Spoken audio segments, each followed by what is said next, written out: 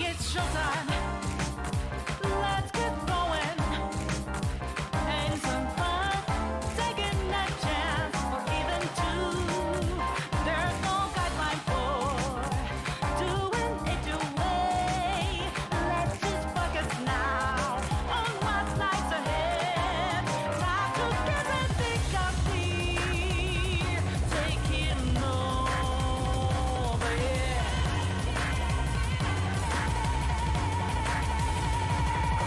Let's be on this ride. You've been waiting for us till now. Here we are, and things are gonna get freaking hot and wild. So can you feel the jazz of the beautiful ballet? How about a tender, oh maybe some rock and roll? Bring it all to you. And guess what you signed up for? The awesome jazz saying you don't need playing pretty tunes. Still roaring back to nowhere, coming for the whole year.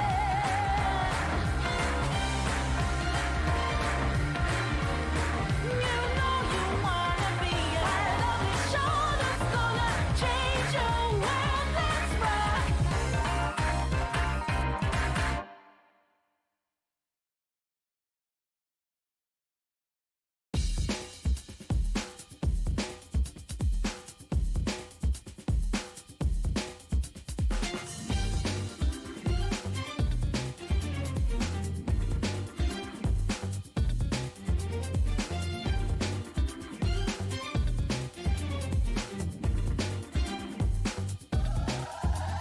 The fakers are all sick at heart. The faces hiding their fear. They look down on the rest of us like they're some special breed. Who's the high lord? Who thinks it's better than us? You feel the riptide. You ain't in that crime that skin coming through. Is there a mission for us? Who is that high lord? Who'd kill a million of us? It's alright. And as the bell tolls, is there no remission for us? Wake up, get out there. There's one to light the way. If you live, you cannot stay. Why does nobody want change? Let your voices ring out there. Take the mask off and be free. Find yourself in the debris. If your heart or life won't change, wake up, get up there. Raise your voice against liars. Feed your another fire. Why does nobody want change? Just imagine you're out there. Swatting lights in the making. Can't move fast without breaking. If your heart or life won't change.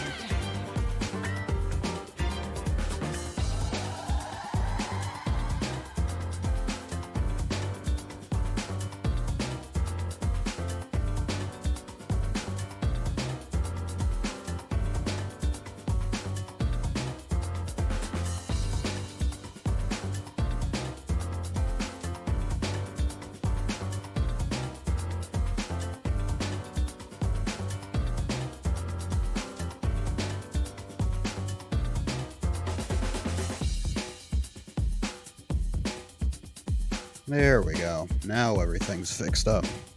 That's better.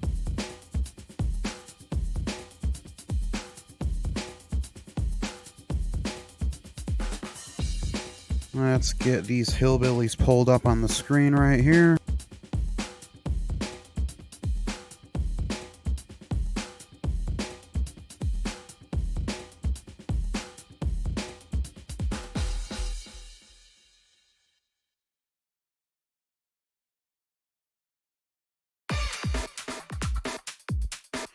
One second.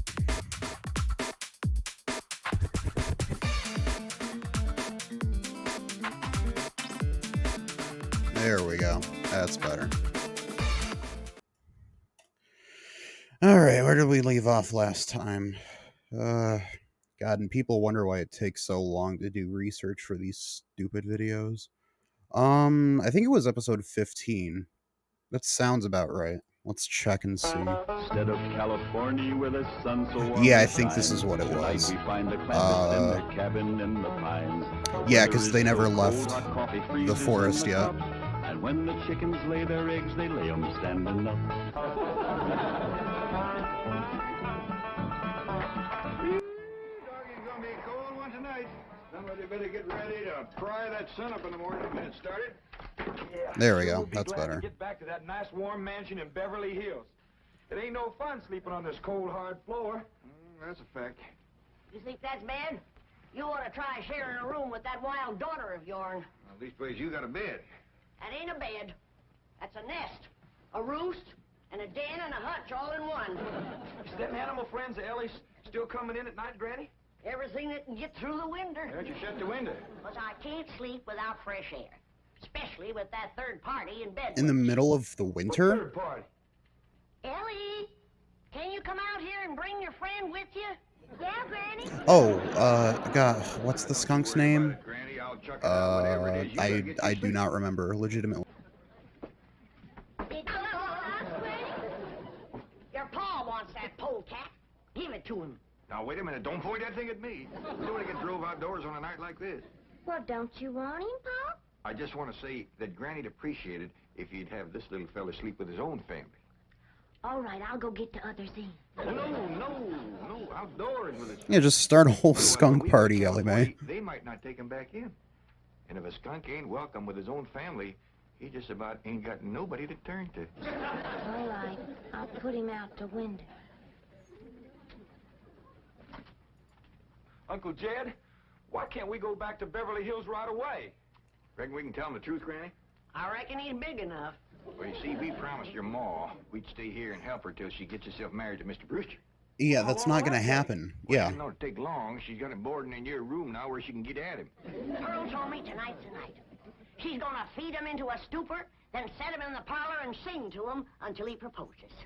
This is what, the third attempt now? It's not gonna work. It didn't work with Jethreen. It's definitely sure as hell not gonna work with Pearl and Mr. Brewster. Ain't that a precious picture? The hell is that? Niagara Falls, where the honeymoon Is that goes. is that an old, like, Periscope viewer? Oh my god. I think I'd better turn in. I've got to get up awfully early. No. You sit down and relax. Jethreen and me's got a special surprise for you. It isn't food, is it? Food for the soul and the spirit. Music. What would you like to hear? Oh, anything you'd like to sing. Well, I'll just pick out something at random. Let's try this, Jethreen.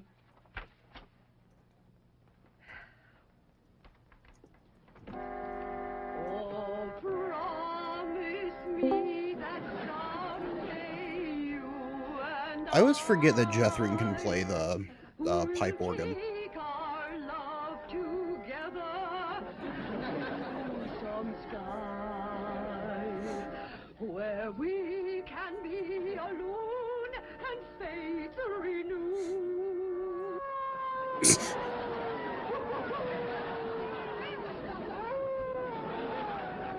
I wonder how far away from the Clampett's cabin Pearl's house is. Uncle Jed. Because, like, Pearl has a car What's got them and a all buggy, stirred up tonight? and Pearl's house is so much more decorative and modern than the old cabin. Blink and sleep a wink. Go to the right, Granny. Go to the left, Granny. Them wolves keeping you awake too, Granny? He sure is. Howling goes right through you. It ain't their hollering that's getting me. It's their snoring. Look for yourself. Ellie's got two of them under the bed. Are there two wolves in Go there? back to Beverly Hills. She's going right back to being a wild cougar. What y'all all doing out here? Trying to keep warm. Sure it's cold in there without you, Granny. Mind if I join you? I reckon so, if you don't mind a little human company for a change. Jed, we just gotta get ourselves back to Beverly Hills. We will, Jethro, as soon as your ma gets proper hitched to Mr. Brewster. Bless you. Oh, Pearl, give it all you got tonight. Oh, we's all gonna be down with pneumonia. It's so weird seeing the Clampetts, like, not be comfortable with the cabin surrounding anymore. When they first moved to Beverly Hills, they were all for, like, oh, let's just go back to the cabin, or let's make the mansion, like, a normal home again. And now they want the modern conveniences. Again, that's what I'm talking about, is it's that growth, that change that you get to see them experience. They're not getting soft because of modern conveniences. They're growing more accustomed to something different, something that's more comfortable for them.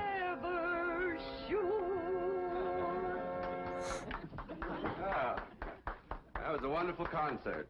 You both are unusually talented. Thank you. Yes, indeed. I mean, Pearl can play the pipe organ, Jethrine can play the pipe organ, Pearl can sing, Jethrine can sing. Like, In fact, they think we ought to go on a concert tour. Oh, really?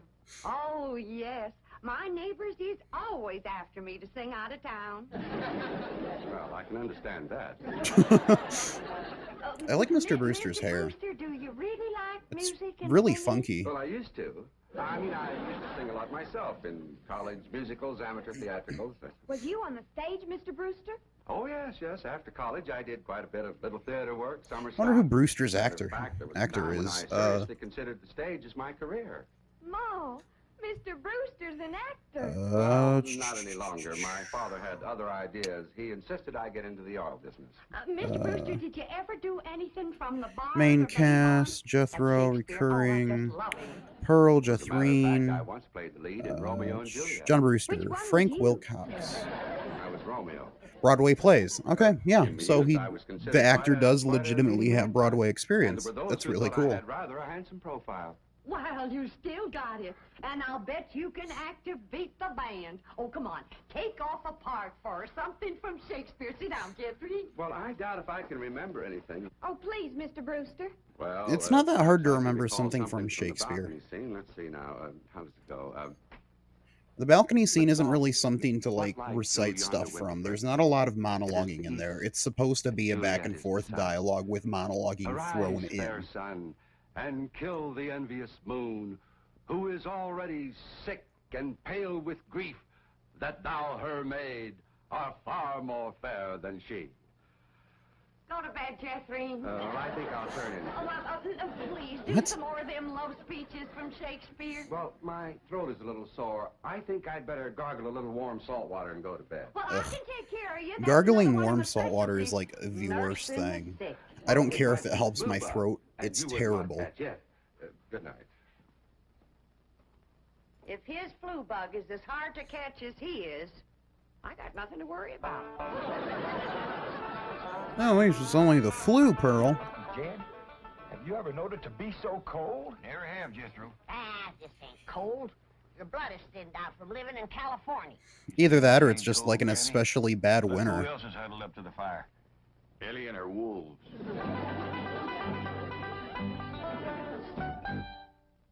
Wait, did Ellie Mae have... were that wolves? God, I can't Alien talk or today. wolves?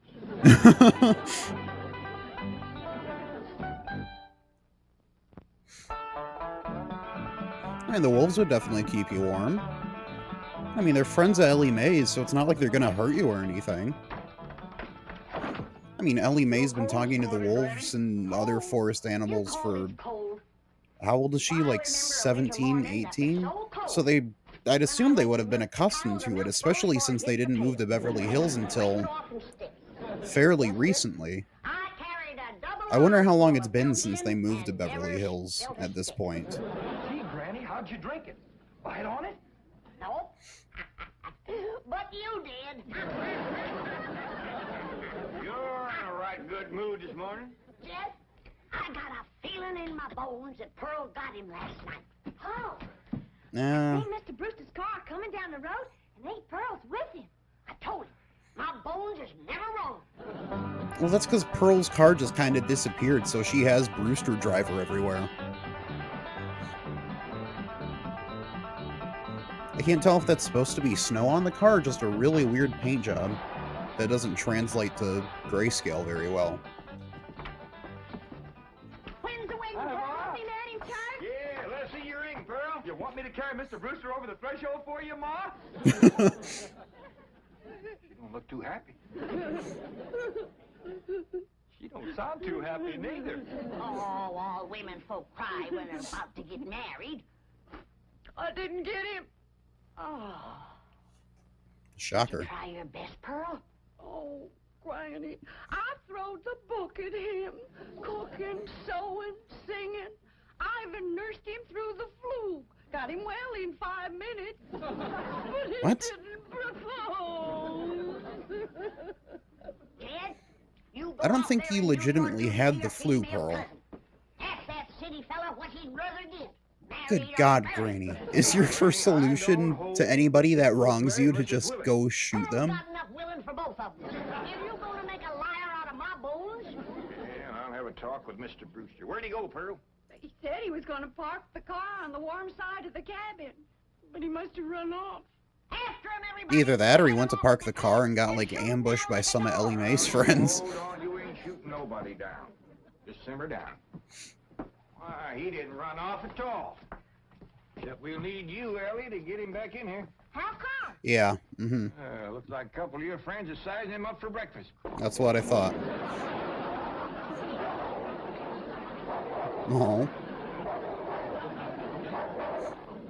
Well, in all sincerity, Mr. Crampett, your cousin Pearl is a very remarkable woman. It's just that, well, I don't want to get married. Oh, I understand that, Mr. Brewster, Yeah. and I thank you for speaking the truth like a man, but my cousin Pearl has got herself a problem. Oh, what's that?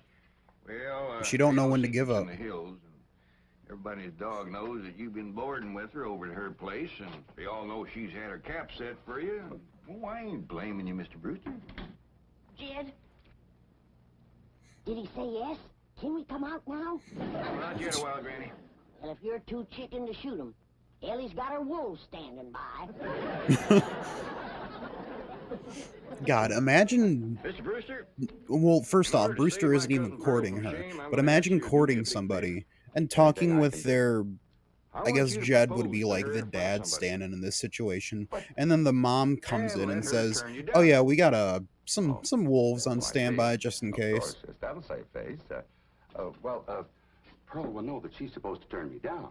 Oh, sure, we'll have an understanding with Pearl.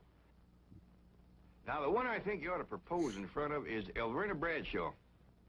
You know, Mr. Clampett, this Who? idea of yours is quite inspired. Oh, just a notion. You see, Elverna is the biggest gossip in the hills. No, really, it's brilliant. It combines drama, pathos, suspense. It has a happy ending. Great third-act curtain. It's real theater. Of course, you'll have to be convincing, so Elverna will... Convincing. Yeah, he's Why, definitely I'll a give theater performance kid. The people of these hills will remember as long as they live. Well, just so that... When Pearl Bodine turns down my impassioned proposal of marriage, there won't be a Why would dry she eye in the turn you house. down? Elverna, don't There's cry. absolutely no reason she would turn Surely you you're not down. going to waste this dramatic scene before just one person. Well, I reckon Elverna's daughter... I've got it. I've got it. The movie house where Pearl plays the piano. You want to propose there? Well, it's perfect. Everybody in town will see it. Well, want to kind of shame you to be turned down in front of all them people? Well, it's just a performance. I've learned Just one a thing in performance. theater. An actor always gives a better performance in front of a full house. Well, doggies. Yeah, but you're not always gonna get a full It's my house. pleasure, Mr. Clampett. Mrs. Bodine? Like, I don't like that mindset of actors giving their best performances in front of a full house, because you're not always necessarily going to get a full house. You should always give it your all no matter what. Yeah, there are going to be on days and off days depending on the mood and like everything that's gone on in the past few hours. But for the most part, like, you should keep giving it your all no matter if there's one person or in the audience or 100,000. You should always give it your best shot.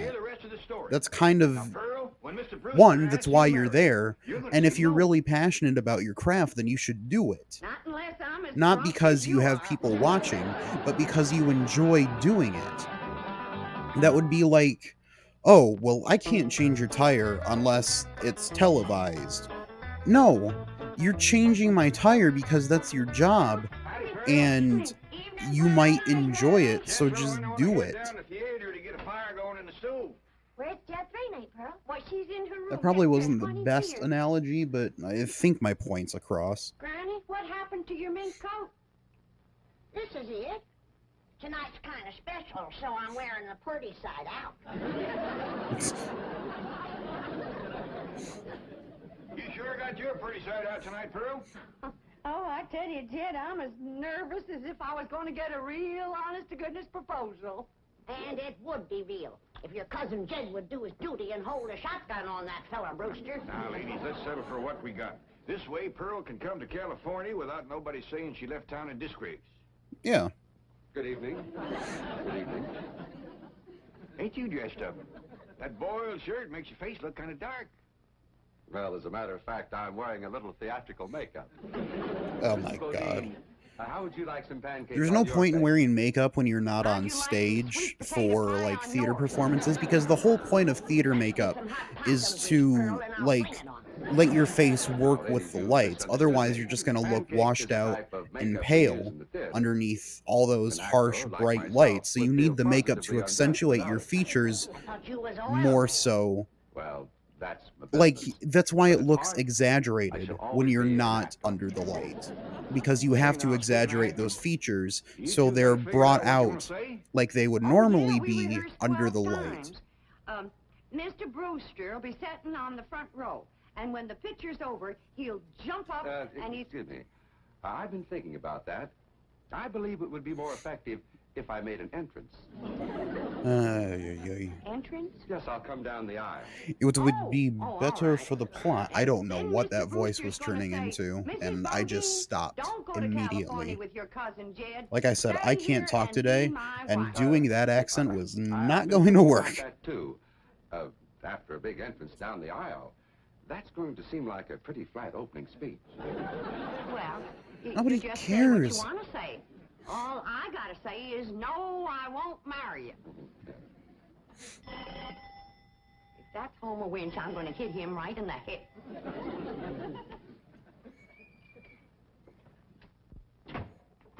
Is it Homer? No, who's... What are you doing here? Well, you and me being such close friends, I just thought I'd offer to play Piany for you at the theater tonight. Why? Surely you're not going to show up Yeah, and why? have folks whispering behind your back all during the picture. What in the world would they be whispering about? Pearl, I'm your best friend. I don't like her. You don't have to pretend with me. The whole town knows how you've been flinging yourself with that brother of yours. For your information, Alverna Bradshaw, Mr. Brewster proposed to me 12 times today, and 12 times I turned him down. Is that why he give you this here mink coat? That's not... Oh, you turned him down. This here mink coat was given to me by my niece, Ellen May. Yeah, Ellie Mae gave it to her. Oh, Pearl. Now piss off, I'm lady. telling you, you don't have to pretend with me. I'm your best friend. Well, Alverna Bradshaw is your best friend. Kick her out. Eyeballs and enemies. Who grabs somebody's coat and just starts putting it on because they want it? The news will get around a heap quicker. Like, fuck off, lady. An actor needs an audience. Alverna, if Well, you this don't isn't mind, the I'd audience like that to you get want, out of my Brewster. coat and out Like, of my quite house. obviously, this is not the audience that you're looking for. Pearl, take your best friend's advice and sneak out of town quietly. Anybody that just explicitly says that they're your best friend is Thanks for nothing. either has the personality of her or is really super attached.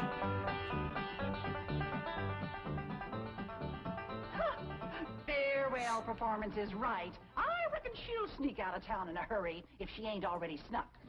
Mind God, you, I hate her. Pearl's my best friend, and I ain't one to talk, but...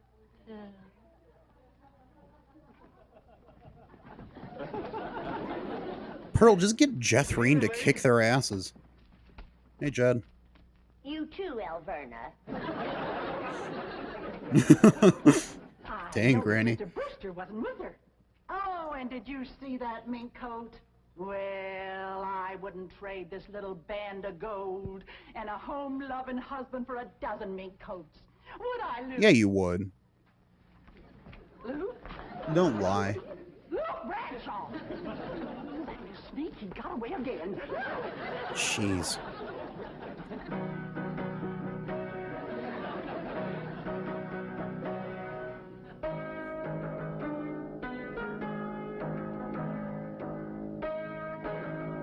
They're not playing the title cards.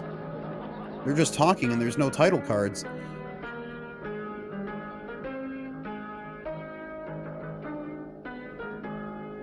I mean, I guess in the dynamic of the scene, it would work out to have it play faster if they didn't show the title. Granny!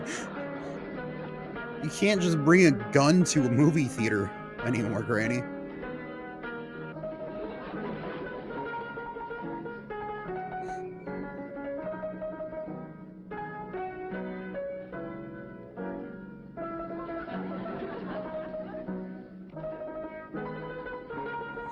Ellie Mae's wearing the same outfit that she wore when she went on her date with Sonny.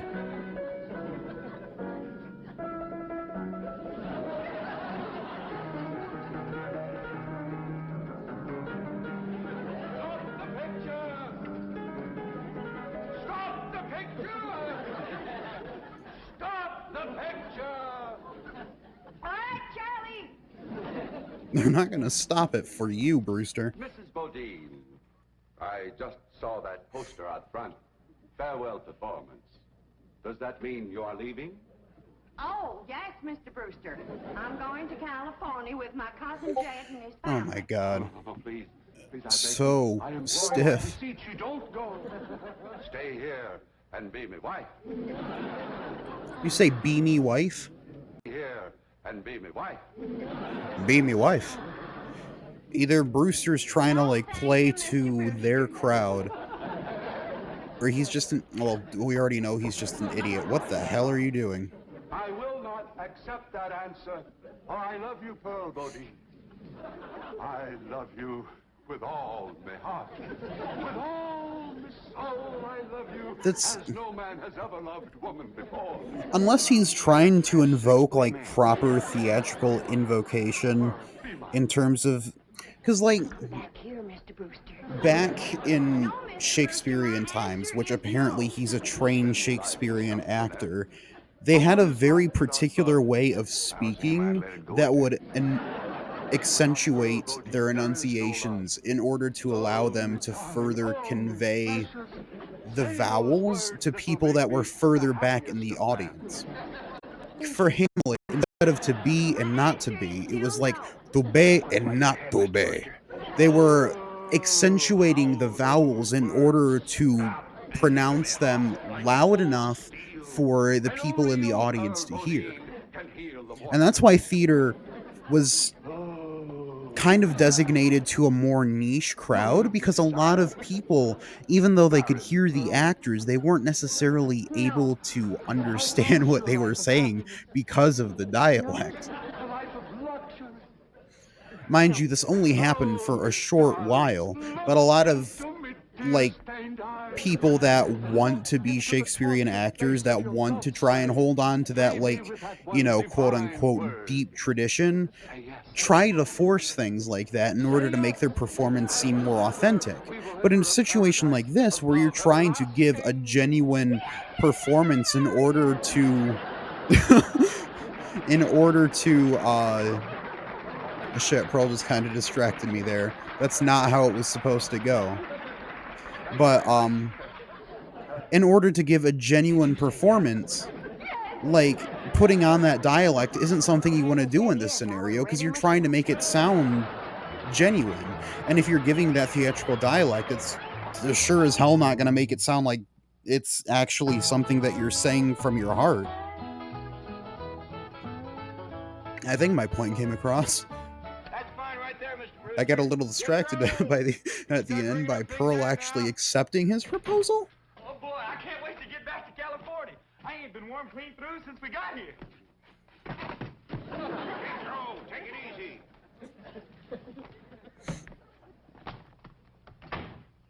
We've been sleeping on a hard floor. Is that a station wagon or just a really weird car? I'll take it, Jethro. Jethro, I said take it easy. Jeez. Granny ready? Yeah, she's just putting on her gaiters. I'll bring it right out. Well, I hope you'll come visit us in California. We'd be mighty glad to see you, especially Pearl. Her and Jethrine's coming to stay with us. Hey, Granny. Get my shoe on, you big overdrove moose. You can put it on in the car, Granny. We's in a hurry. We can't leave until somebody finds Ellie Mae. Where is she? She took to the woods early this Yeah, I was gonna say, she's probably just in the forest playing with her friends. Yeah, I'll find her. By dog, it's a good thing we're leaving. One more night and she'd be baying at the moon. Now you two rascals Yep. gotta stay away from Maggie and her family. That's what I figured. Is it a deal? All right. Now don't you forget it. You seen Hey, them? Maggie. Give their word. What's more, Frida's gonna keep an eagle eye on them. And if they goes to pestering you, she's gonna snatch them both. Ain't you, Frida? Frida's gonna kick their asses. I wish Frida's not afraid of Granny, and that says Live something. with us, but I reckon it'd be too long a trip for you and your young'uns. But I'll Aw. come back and see you in the spring. Ellie Mae, Over here, Pa. you got them wolves with you? Or they won't pester you none. And that no biting promise goes for my Pa, too. Hello there, Maggie. Oh, Ellie, honey. Mr. Brewster's waiting, and we got to pick up Pearl and Jethrine and drive clean to the airport. St. Pearl and Mr. I like Brewster how you can tell Well, no, not that yet, they maybe never, care about but the Pearl's animals. satisfied. Everybody in Like, town sees the her. actors care She about can the leave animals. town with her chin up How and her head thrown back. Jed was Proud making to have sure to I move bet you slow cousin Jethrine as is to happy. not scare She says the she ain't animal going to away. California. But as an Leave her actor, that sweet also Jed go to translates really well to the Awful character, in love with because that Jed little cares about Yeah, I Ellie's reckon animal Jethrine will friends. do pretty And much he what her doesn't ma want to tells her scare to. them off because he wants to Pearl's a be able to mighty get along with them strong-willed like woman. she wants them to be able to get along with him. Jethrine's pregnant, time for them to pick us up. Now, no more sulking. You're coming to California. I don't want to hear no more argument about it. If Jethrine's going to California, does that mean we're going to get like a lot of scenes with Jethro and Jethrine together? What in the world have you got there? If Pearl lives in the mansion, that Well, is. I can see that, but what Unless you got Pearl in gets it? her own house. Well, I got some clothes, and some shoes, and some food, and some water. I forgot the water. Water, why? Did she put her boyfriend in there? Hey, Jasper. Miss Bodine, that daughter of yours is a mighty strong-willed girl. Did she put you in later? I think so. I told her I couldn't go to California with her, Oh. and that's the last thing I remember. Don't let him get away. Jethrine, you put him down. This minute. What's the matter with you? Why, that poor boy could suffocate in that trunk without no air. That's why she poked air holes. Jesus, Jethrine. Jethrine, am I gonna have to take a switch to you? Jethrine, honey, like I told you, I can't just pick up and go. I got a big business going here. Yeah. Wouldn't you be a traveling salesman in California? Darling, it's Not taken really. me years to build up this territory. And this is my big Like, selling being a field. traveling Why knock salesman down in, like, $100 Appalachia for or the something next 2 or like 3 that, months? where it's a more If I don't rural walk area, away makes from a gold sense, mine like that, because you're able to travel from town to town and not everybody's going to know you. Trying to do something like that in Beverly Hills isn't practical, because to a certain extent, everybody knows everybody. So once your time is up there, your time is up. Like, you can't try and get a foothold somewhere else nearby. Of course. And I'll be here when you get back. Oh, there they are. Now, Jethrine, you get ready to leave.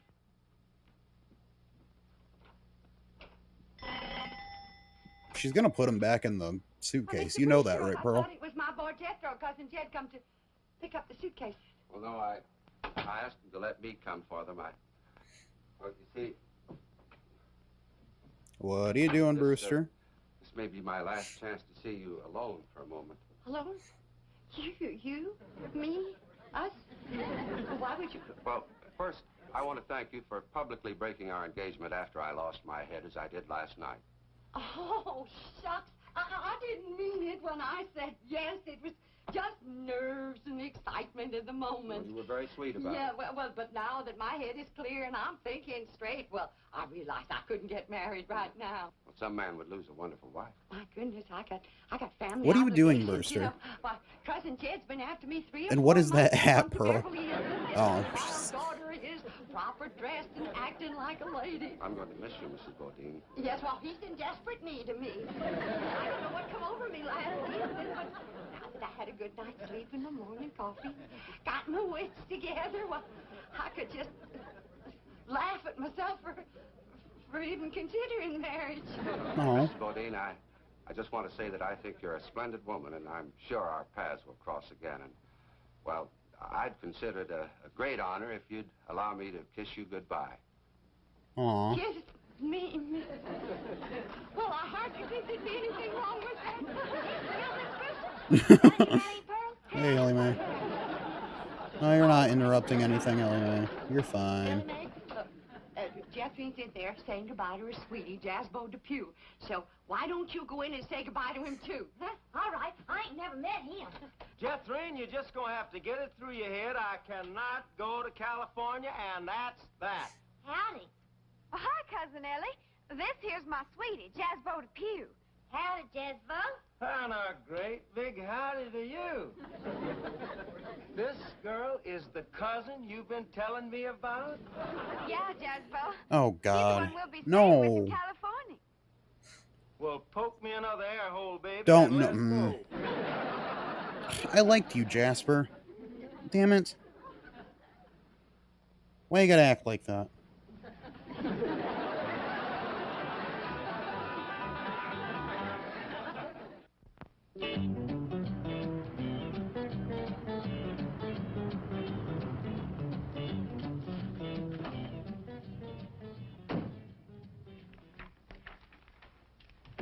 Oh, good morning, Chief. Morning.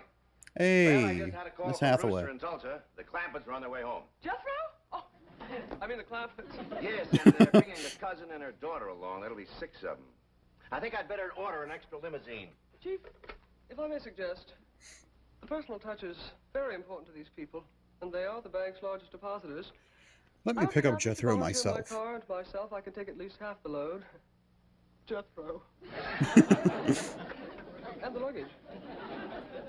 See, Chief, Ooh. I have Is Miss gonna freak out when she sees Jethrine? quite a bucket full. Miss Hathaway be a buy icon. How's about 3 apiece, Chief? Fine. We'll be ready to leave the airport about noon. Entendu, mon capitaine.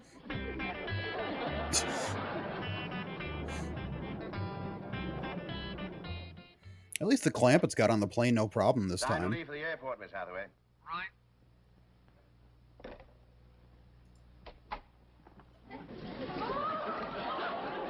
Is that Miss...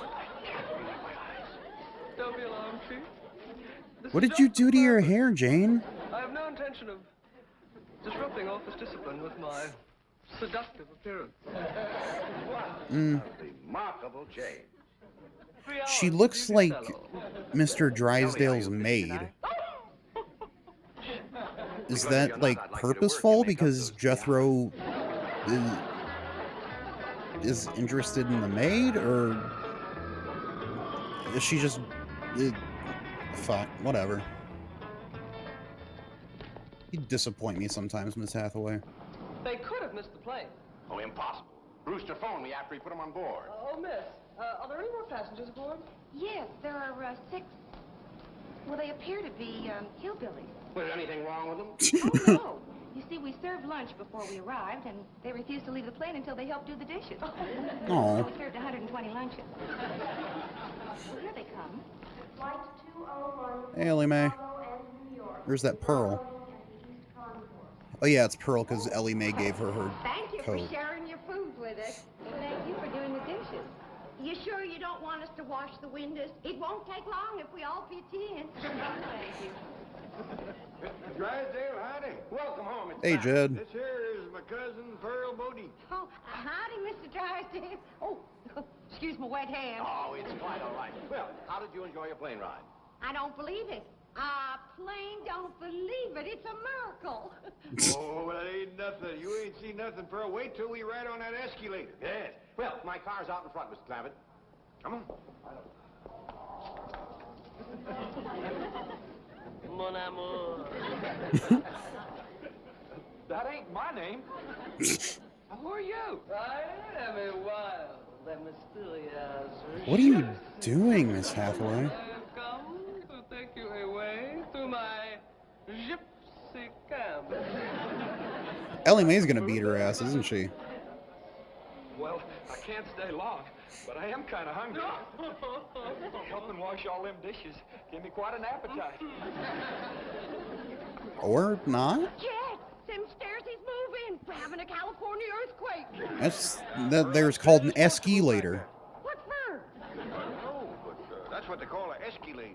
Yeah, Only thing is, call last it time was an here, it moved escalator. away. Come on. Well, we ain't gonna Hell get yeah. on them crazy stairs. Oh, come on, Pearl. Once you're on there, you like it. Welcome home. I like escalators, but they're kind of terrifying. Welcome home, Granny. Thank you. Well, where's Why are you so happy to see them, I saw Drysdale? her, she was still eating. Like I was saying, I like escalators, but they're terrifying because one panel falls out and you fall in and you're going through a meat processor. Come on, let's go up and ride down again. Oh, no, Pearl. It's fun, all right, but it just ain't worth fighting your way back upstream. Yeah, there's the downside of escalators. This place is haunted. A ghost just went through that door. That ain't no ghost, Pearl. That's what they call electric eye. They got them all over out here.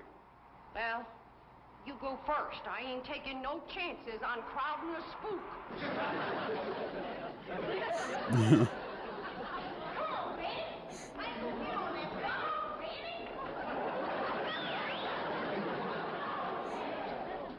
Oh, howdy there. So this is California. It's so warm. California. And the air smells different from the mountains. Yep, looks different, too. Out here, you can see what you're breathing. Got a lot of body to it. I tell you, Pearl, there's some days when you can cut it with a knife. But don't try it, because it gets the knife awful smudgy. Jeez. Oh, God. Imagine if that were today. Yeesh. The air in California was that bad back then. Oh, my God.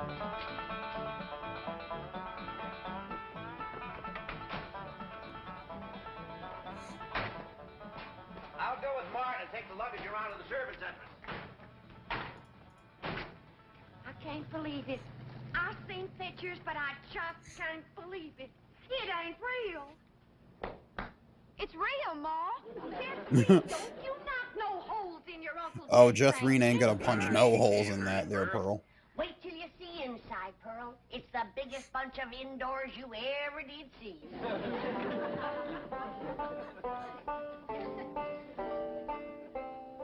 Well, hold on. Listen to that. I thought I plugged something into my computer because it played something almost identical to the Windows chime.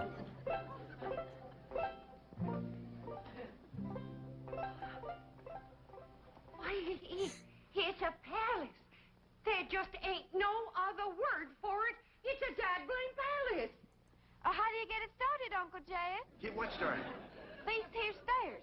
Ain't they Oh, like those the are ones just in normal the stairs, airport? Jethreen. Oh, you gotta climb those yourself. Come on, Jeffrey. I'll show you outside.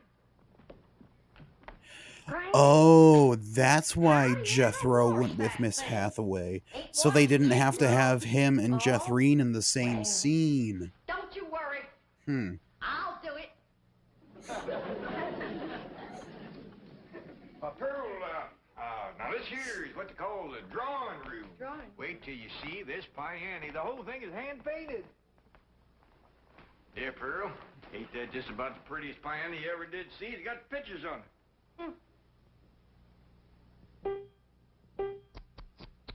Look at the dust.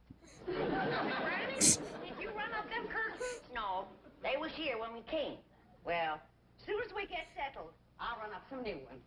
Them windows ain't been washed in weeks. Granny ain't gonna have that shit. It's a mighty big house. It takes a miracle woman to get it all done.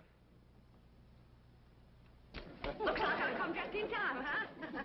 Where's the kitchen, Jack? I'll show you. Granny gonna beat her ass. 32 rooms in this house, and something tells me it ain't gonna be big enough.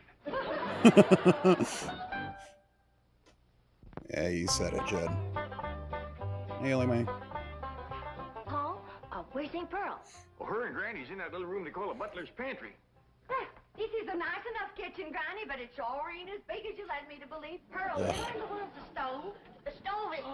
This here's the very Pearl, if you don't like it, you can go back to wherever the Clampetts originally lived. I don't think that they ever said where the Clampetts came from. I've just been assuming that it's somewhere in Appalachia. I don't wonder. Eating nothing but uncooked food. That's not how you... It's stuck tight. It ain't been used so long. Pearl. Look, Granny, we got a lot of work to do to get this kitchen in shape. Granny, did you tell Pearl this is a kitchen? I ain't been able to tell Pearl nothing. She won't quit flapping her trap long enough. Yeah. Pearl, come on. It's the pantry, Pearl. That's the kitchen. My stars and God. What? A person could feed an army in here. Well, the way those two young'uns of yours eat, that's just what you'll have to do. Yeah, especially they've been feeding Jethro already. Now they're gonna have to feed Jethro and Jethroon. Turn one of them little things right here without lighting no matches nor nothing. It's such a Now, look nice here. stove. This here lights this in here. I want a stove like that so bad. Lights this one, and this one lights this one here, and this one lights this one. Oh, what do you think of that, Pearl? I declare, I'm just speechless. That'll be the day. Yeah. You took the words right out of my mouth there, Granny. You ever seen anything like that before? Look at that. Well, I don't like to mention it yet, but somebody left the light a-burning in there. I reckon some people just don't care how they waste other people's money. The light comes on when you open the door. You don't say. He pert near didn't with you pounding your gums. What's with this? Jethro wants to know where's the suitcases. Like, especially the big Granny and ones. Jethroon, or not Jethroon, Granny and Pearl got along relatively fine while they were together. I guess it's kind of that fish out of water ain't getting along with her anymore. I seen him, a dark-haired gypsy woman was taking him away. My baby's been carried off by the gypsy. Don't worry, Pearl. One meal and they'll carry him right back. Yeah, pretty A much. little bit mixed up. Besides, Jethro is big enough to take care of himself. Yeah, Mama's in here. On in. My baby, where you been? With the gypsy woman, we stopped to get something to eat. I told you one meal and they'd bring him back. You gypsy kidnapper. I'm gonna snatch you both. Out of the way. What you doing being a gypsy? Just a little harmless fun, Mr. Clampett. When Jethro failed to recognize me, I couldn't resist continuing the masquerade. Ma, this here's Miss Hathaway. Miss Hathaway. Mr. Drysdale's secretary. I'm happy to know you, Mrs. Bodine. I have brought your son back safe and sound. Well, thank you. Is your hair back? How about staying for supper, Miss Hathaway? Oh, I wouldn't want to be any trouble. Well, I figured with company at the table, there wouldn't be so much trouble. Yeah. Ain't nobody can make sweet potato pie like my ma. Now, they is both very fine, extra good cooks, but Oh, boy. Pearl not knowing her way around the kitchen, I reckon. I'm gonna have a cook-off. Don't you worry none about that, Jed. I'll have this kitchen put in order in no time. It ain't out of order. Ellie, you get rid of the ants. Yeah, you tell her, Granny. What ants? Start with your Aunt Pearl. Well, I like that. I'll bet you won't like what I'm going to say next.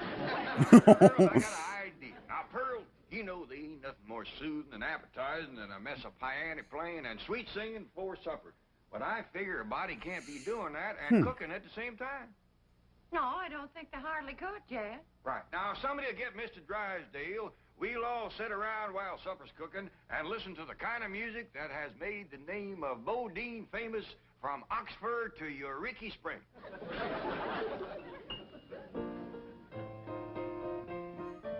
At least they got Pearl doing something aside from arguing with Granny for a minute.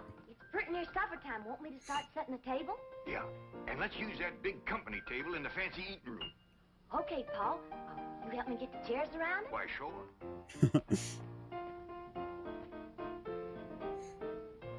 They're so cute. Leave the door open so as we can hear the music. That's not a... I'm kind of glad we got company so we can show off this fine eating table. Yeah, we ain't used That's, to Thanksgiving. Is That's, Granny figured out a way to get this tablecloth Chad. unstuck yet? No, she ain't, Paul. She even tried to steam it all. Couldn't get it loose. She said if she didn't know better, she'd think somebody stuck it down on purpose. Well, I'm glad I got all my pot passers notched. It'll come in real handy. See a pot out there if you want, you can reach for it and get it or pass it without bothering the fellow sitting next to you. Oh my god. Table and things can't go sliding off. Oh, I gotta tell Granny. Since we're gonna use this table, she can leave the victuals right in the pots. Yeah. Doggies, Pearl getting fancy. What?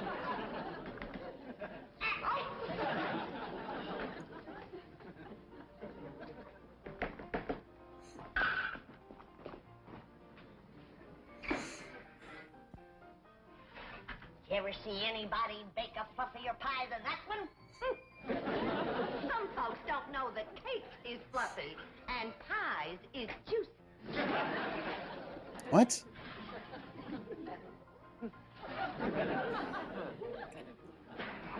Pies can be fluffy. I'd definitely describe like a satin pie or like a silk pie or something to be fluffy. Maybe not like a conventional pie with like crust, but even then, crust can be flaky and fluffy. Oh, Jesus, Granny. Oh. Granny! Pearl, I ain't never heard you play the piano any prettier than you're playing that right. You ain't playing the pie any.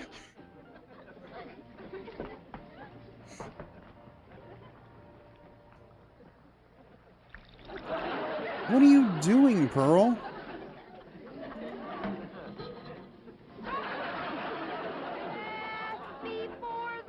Oh, Jethreen's playing the piano.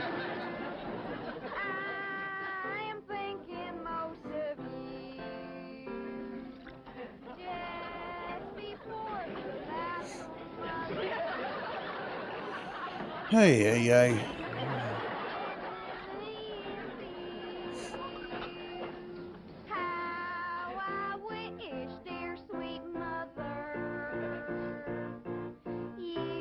Jethreen's got a really good voice.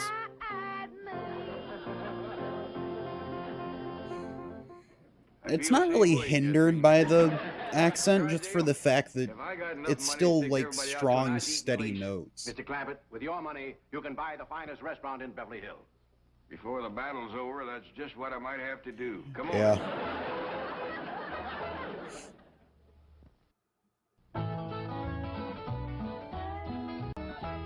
I do like that the episodes have story arcs. They have continuities to them. It's not like an episode by episode sitcom with like no consequences that really carry over. Morning, Granny. Now, Jethro, don't you yell at me. I'm going to get breakfast just as soon as I can. Ma's done give us breakfast already, Granny. Oh, and now no. she's got us cleaning the house from top to bottom. No. Oh, she says we ain't supposed to wake you. That's how come she shut off your alarm clock. I'm sorry I took it out on you, Clock. I'm beginning to dislike Pearl more and more with every episode. Pearl says you was having some twinges last night. That's how come she put a little Mountain Dew into your squirrel soup. Pearl spiked my soup? Yeah, she figured it would help you to sleep. And you was liking it too, Granny. You kept asking. You know, if they had Mr. Drysdale and Jane over for dinner, that means that they're kind of getting them accustomed to like their kind of food too. Although I'm sure that Mr. Drysdale and Miss Hathaway would be like really kind of interested in it. Like they've never, when they first met, Mr. Drysdale was like, "Oh, these yokels are blah blah blah," but even though he cares about them keeping their money in his bank, he's still really kind to them. And it's not like an inauthentic, like he's being kind for the sake of being kind to keep their business. He's being kind because I think he genuinely enjoys their company. Granny, I was just fetching this up to your room. Ma figured you probably want to sit and rock a spell when you was feeling strong enough to get out of bed. Jeffrey, you take that back outside. And while you're at it, you fetch some flowers for your ma's sick room. Ma ain't sick. She ain't been Not up yet. with me yet. Where is she? In the kitchen doing the ironing. You tell him, Granny. I ain't done the washing yet. Ma done that while you were still in bed. All by herself? Oh, no. She had all of us helping. Ma gets a kick out of running things. She's gonna get a kick that she ain't looking for. Yeah. I'm gonna boot her so hard that every time she sits down, she'll leave my footprints. Oh, damn. Hey, come on. With all these newfangled gadgets, work around here is just plain. Where you going with that, Jeffrey? Outside. I told you to take it up to Granny's bedroom. Granny said she didn't need it. You're taking your orders from me and not from Granny. Okay. Is old and tired, and we owe it to her to let her rest. Just hope and pray when I get to be her age that somebody will be looking after me. Somebody's gonna have to look after you, Pearl. Then quit hoping and praying. And if you keep messing around my kitchen, you ain't gonna get to be my age. Don't stand there. Do as Granny says. Take it outside.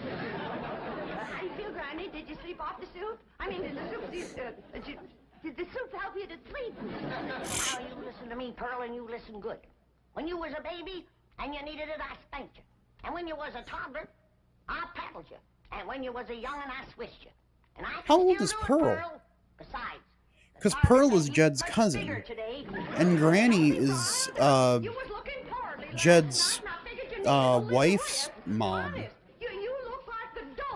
So, I mean, I guess since they lived in relatively close proximity in Appalachia, it would kind of make sense that they would know each other. They probably, like, grew up in the same town or something. Like this, Uncle Jed? That ain't for playing with, Jethro. You bust that and your ma'll tan you good. I didn't wash the front of the house as high up as I can get. I'll need a ladder to get the whole thing. You need to wash the whole outside the house? Yes, sir. She said every inch of it. Oh, she ain't the cleanest woman. Come on, I'll help you. They have people that take care of the house for them. Mr. Drysdale loans the butler and his maid to them. Why is no... Uh-oh, no. The ladder's gonna come out from underneath Jethro, and Jethro's gonna be dangling from the chandelier, isn't he? Yep. I mean, to be fair, that's like a foot off the ground for Jethro. What are you doing, Ellie?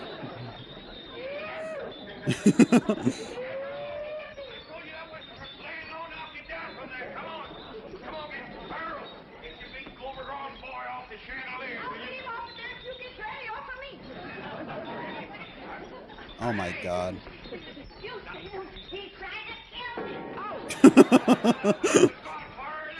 What is your ass made out of to make that noise, Jethro? Like, that was like a solid, like, metal ring. Cool off some of the tempers in his family. Hey, Pearl, ain't Cousin Jethrina coming? Oh, no, honey. She wants to practice her singing. She can go sightseeing another time. Jethrine's not coming if Jethro's going along, because, you know, that'd be kind of hard to do.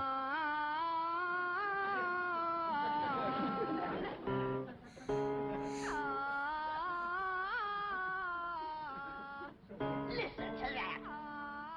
You ought to be ashamed of yourself running off and leaving a child that sick. She's singing. Well, she's singing sick. For your information, my daughter's training for the stage. Well, now, that's one thing she can do. Drive a stage. Backbiting twixt you two has got to stop. Quick as Jethro gets here with a truck, he's going to take a knife. Yeah, Jethro's going to be driving the truck, so they can't have Jethrine with them, obviously. She's never going to see no more amazing sights than she sees every morning when she looks in the mirror. God damn, Granny. Hey, Pop, here comes a truck and there's nobody driving it. What? Oh. What are you doing, Jethro? It's out of gas, Uncle Jed. They ain't even enough to get to the filling station. Yeah, I'll tell you what, Ellie, you run the house to get Granny's jug. The big one. Ooh, don't tell me that child ain't sick. Nobody makes a noise like that on purpose. There's the window from the other episode where, like, Granny was, like, getting ready to shoot Mr. Drysdale out of. That's a weird window. I thought it was, like, in the side of a ship or something. No wonder Granny called it a porthole. Pearl is letting her daughter desert to the Yankees. Jeez. Well, I reckon they're getting what they deserve. There you are, Pop. Thank you, Ellie Mae.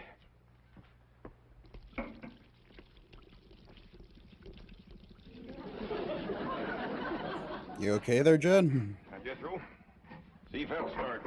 Wait, okay, Uncle Jed. Jethro and me's gonna get gas. Did you just fill up the truck with moonshine?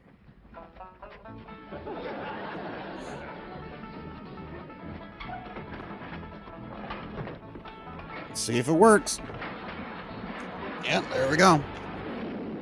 And they're off. Jeez. Oh my god. Yeah, I wish my car were that fast. Maybe I should try putting moonshine in my...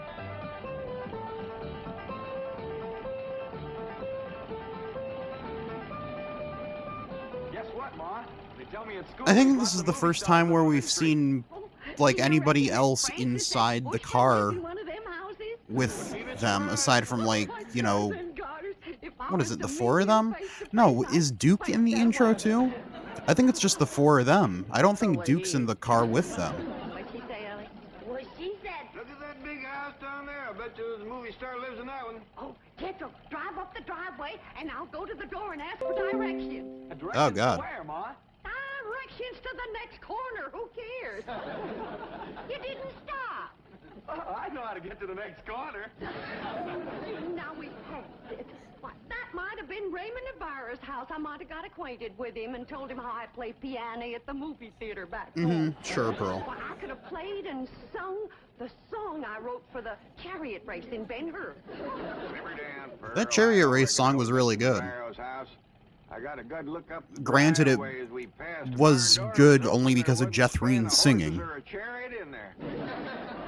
I mean, the lyrics were not really anything special, If I but... was to see Rod LaRock or John Gilbert or Hoot Gibson, why, I wouldn't even have time to ask for their autograph. Some women is just plain man crazy. Yeah. What'd she say, Ellie? Well, she said some women... Down to the business part. Are Pearl and... or not Pearl, are Jethreen and Jethro twins? Buildings and stores they got there. Okay, Uncle Jed. Tell your Aunt Pearl not to fret. There's men there, too. Hey, Pearl, Granny said... Never mind, Allie. Drive on, Jethro. I think they get the point. Down there.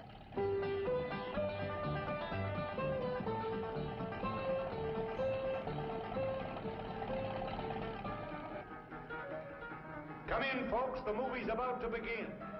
By the way, the wax figures out front are by courtesy of the Beverly Hills Movie Museum. Okay. Hey, Pearl, there's a moving picture theater up yonder. Yeah. I wonder if they need a right good first-class piano player. No, I don't think so. I have taken all... Pearl, ain't them movie stars out in front of that theater? Top of my Jethro. I can't believe it. It's Douglas Fairbanks, Rudolph Valentino, and William S. Hart. Yep, that's totally them, Pearl. Hey, it's Robin Hood.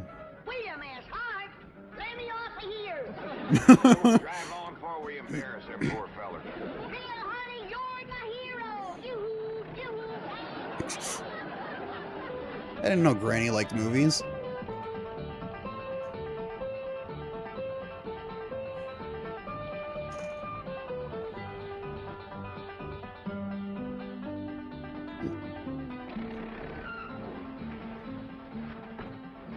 Well, how'd you like it, Pearl? Oh, Jim, that was the most thrilling, most exciting thing that ever happened to me. Seeing all them movie stars. little heart stood there with them steely eyes just a-staring at me. You bet you, Granny. Well, Rudolph Valentino kind of give me a scorcher of a look, too. He sure did, girl. How about them green drawers that Mr. Fairbanks was wearing? I like to think that Jed knew that they were wax figures, and he's just kind of playing along with them because they're not complaining about each other anymore. Hey, Jethro, let's go for a swim. I'm too hungry, Ellie Mae. All that driving around, give me an appetite. Yeah, I reckon all that fresh air give us all an appetite. I'm empty as last year's bird's nest myself. But eating time, too. I reckon I got time for a little friend before fiddle. Hurry up, Ellie Mae. I could eat a horse. Well, just everybody relax. I'll have victuals to cook in for you can say Jack Robinson. Jack Robinson. And you stay out of my kitchen. Yeah. Granny's the cook. Kitchen happens to belong to my cousin Jake. Well, I'm a granny. And grannies is closer than cousins. Now, when the Yeah. granny's on the wife's side, I got clamped blood in my veins. Yeah, well, Granny's been living with Jed for longer. And Granny and Jed certainly seem to get along a lot better than Jed and Pearl do. I don't like nobody twice my age. There ain't nobody twice your age. I happen to be on the sunny side of 45. Well, then move into the shade. You're drying up something awful. Hold on, hold on. Who's closer related to you, Jed? Her or me? I is, 'cause I'm a granny. You're a mother-in-law. I'm blood cousin. You're gonna be... Oh, no. You're gonna be a blood cousin in a minute, Pearl. Because I love you both equal. And it's pleasure me if you'd shake hands. And come out fighting. Come on now, shake hands. He ain't helping Jethro. You start it off, come on.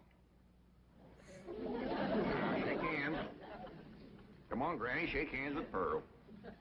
Hey, now, Granny, say something nice to Pearl. Ain't nothing nice to say. Pearl? I never did see anything prettier than the weather is today. Now, Granny. Well, that was friendly. Yeah. Say something nice and friendly about Pearl. Don't force her, Jed. Ain't forcing her. She's just trying to think up something extra special nice. Now, ain't you, Granny? Yeah, because there's only stuff extra special nice to come up with. Yeah. There you go, Granny. Bragging on you. How pretty you are, or what a nice figure you got. I bragged on Pearl's figure. You sure did. You said Pearl got the kind of figure a man likes. Yeah. And then I said, too bad a man didn't get it instead of Pearl. You're built like a sack full of horseshoes. Yeah, well, Granny's definitely sturdy. And you're built like a sack full of doorknobs. Now let me tell you. Uncle Jed, you're breaking up a good fight. Go out and help your sister Jethrine. What's she doing? I don't know. Find out what she's doing and go help her. Ah, you never let me have any fun. I'm asking you just as nice as I know how to stop all this backbiting and bickering. You're both fine-looking women. I'm proud to be kin to you. Why, if folks didn't know, they'd think you was Ellie Mae's sisters. Oh, Ellie, honey.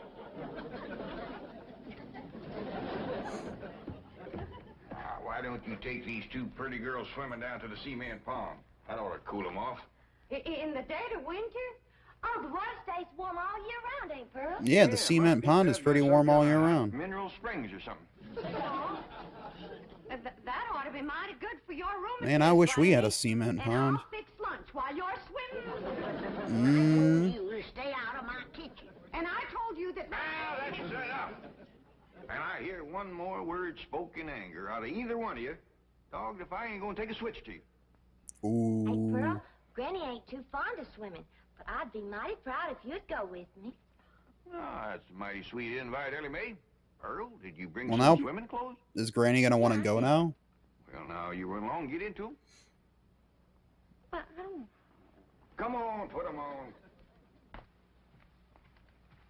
All right, doggies.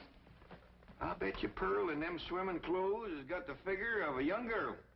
She better give it back before she stretches it out of shape anymore. God, Granny.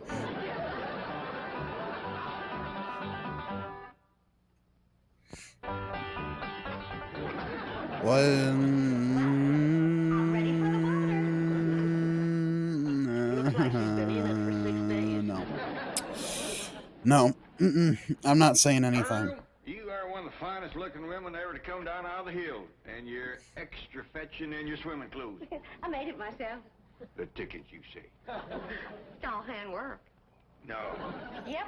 Every gore Jesus. and gusset and dart and tuck and ruffling and brick-black, I did it all myself.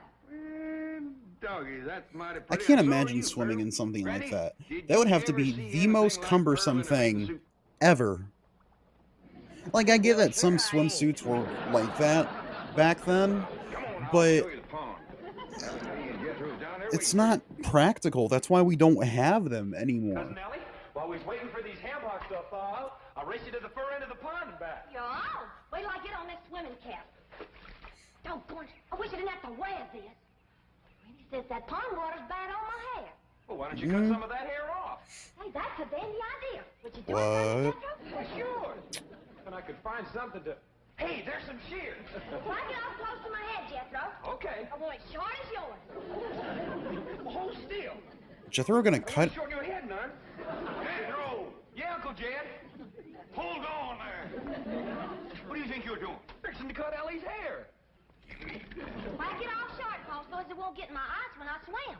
I'd sooner cut off my arm than that beautiful hair of yours. Ellie Mae's hair would Never look get a good notion short, like that in though. your head again, nor you neither. You mean I gotta let my hair grow long as Ellie's? Jethro, why don't you try using your head for thinking? I have tried, Ma, and it hurts. Yeah. Eye on these two. I gotta go back up the house. I will, Jed. Hey, Ma, you want to race Ellie and me to the fur end of the pond and back? In the water? Yes, sir. Yeah. And get my swimming suit wet? Yeah. That's. Oh, you do bear watching, both of you. You do get what the point of a swimsuit is, right, Pearl? You them ham hocks? Yeah, you gotta let them thaw out, Pearl. From pigs, I reckon. How did they get here? Jethro put them there. I was getting awful hungry. Was you gonna eat them raw? Of course Whoa. not. I was going to keep my swimming trunks on. Jesus. Hi, May. Yeah, Pearl. What is this thing? Looks like a stove on wheels. Well, that's what it is. It's called a portable barbecue. You just put a fire in there, then you lay the meat on this thing. All right. Eddie Mae, you fetch some firewood. Jethro, you slice them ham hocks.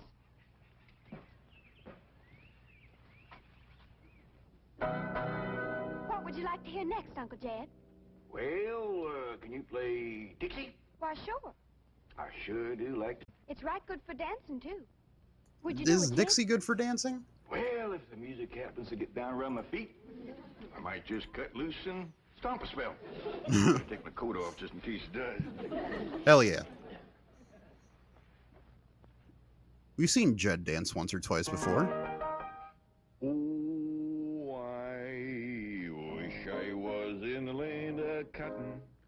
Old times there is not forgotten. Look away, look away, look away, Dixieland.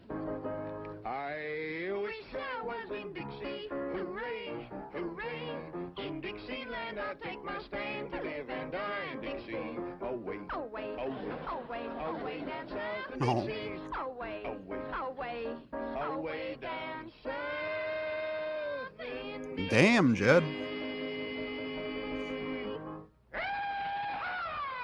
I was in Dixie, away from Pearl. And I'll take God, my Granny. stand away from a cousin of Pearl.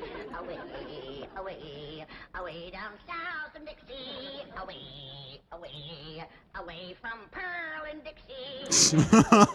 I was in Dixie, away from Pearl and old Pearl, and away from Pearl and Dixie.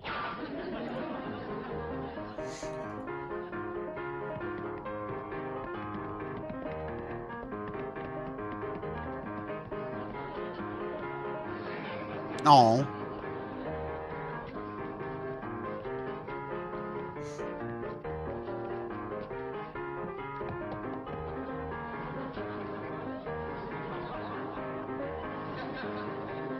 Where you going, Jed?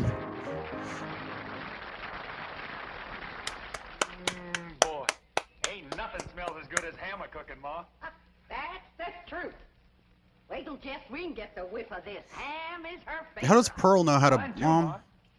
Come on, hurry Maybe up. Pearl does know how to barbecue. Catherine? What is that delicious smell I'm a-smelling? Oh no. He's gonna want Pearl's food more than Granny's food. It smells like camel cooking, Uncle Jed. Well, let's get on down to the cement pond, tell everybody we're gonna have ham. That is a shortcut.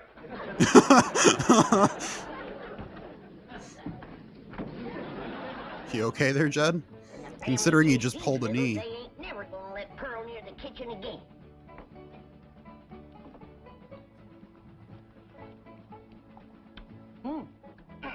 Good.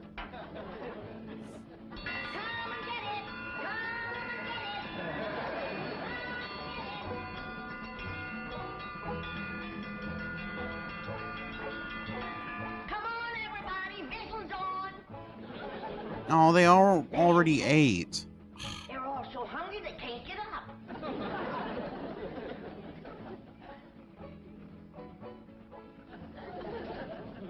Come on, Jethro, I know you can make it. Oh, please, Granny, we just done ate 5 hams. Ah, Pearl. Dad? Granny, them little hams is the best you ever cooked.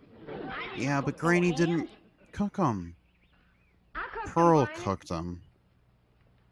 How'd you get in my kitchen without me seeing you? I cooked them on this here stove with wheels. Ma can cook anywhere. Well, let's see her cook where I'm gonna Don't put do it, Granny. Yeah. Just a minute. Here's your stove.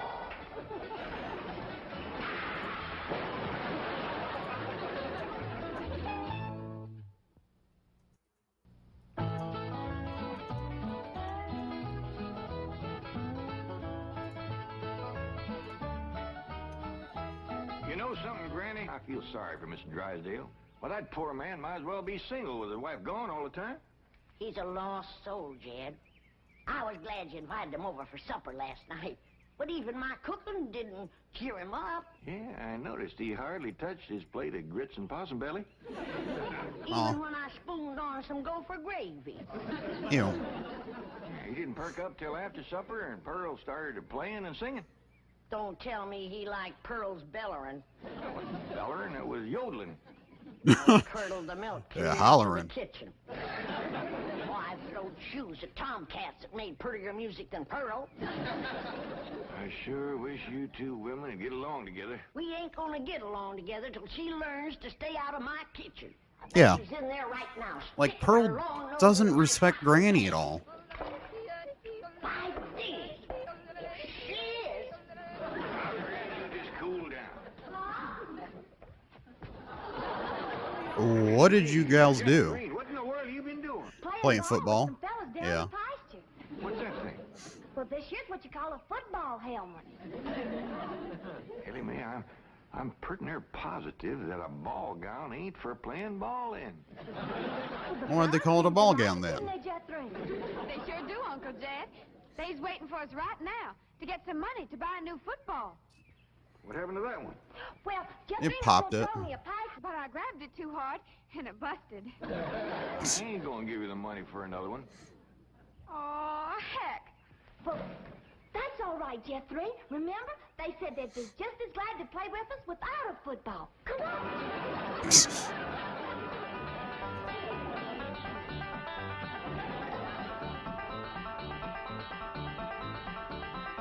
Oh, God. Oh, I thought she was going to whack her in the head. Uh-oh. Here we go. Am I gonna? Maybe? Nope, sneeze is gone. Never mind. What's going on here? Jethro, put your granny down. He was fixing to whop Ma. Here, Ma, now it's a fair fight. Nobody. Well, then you tell Pearl the next time she sticks her nose in one of my pots, I'm gonna cook it. It is my bounden duty as a mother to supervise the victuals of my growing children. Don't tell me Yeah, I've he's been still doing that wrong. when Jethro was living with him before. Side of the family has always been big, strong, strapping folks. It's your family that brought in the runts. Who's called a runt? I think she meant you, Granny. He's about as helpful as a high wind in a prairie fire. You're gonna wind up getting yourself beat there too, Jethro. You stay here and help your granny cool down. Okay, Uncle Jed. Granny, would you rather I held you under the faucet here to cool off, or took you out to the cement pond and ducked you? Try either one and I'll bash you flatter than Now, Pearl. Cousin Jed, I know just what you're going to say. You're going to say, Pearl, stay out of the kitchen. You're going to say, that's Granny's kitchen and it's none of your business. You're going to say, stay in your room where you belong. That's what you're going to say, ain't it? Ain't nothing like it at all. What I was going to say was, it seems to me that a handsome widow woman in the prime of life ought not to be hiding herself in the back part of the house, working over steaming pots and pans and dipping her piano playing fingers into soapy water and hoarsening up her beautiful singing voice yelling at Granny. That's what I was going to say. Praise be. Why don't I keep my big mouth shut and just listen?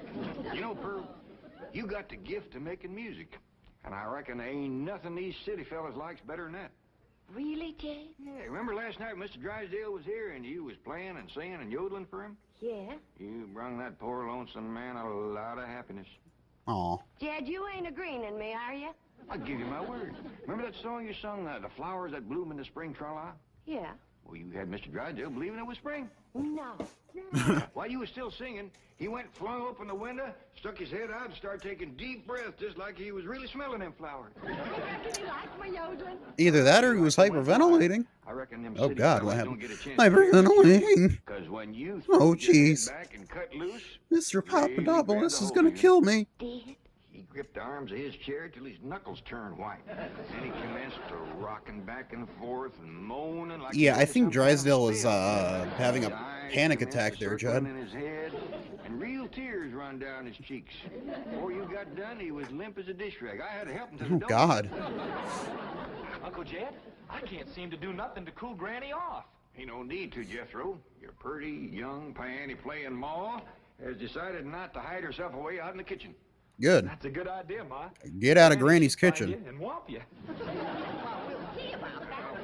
You stay out here and practice playing and singing and yodeling. I'll take care of Granny. Yeah.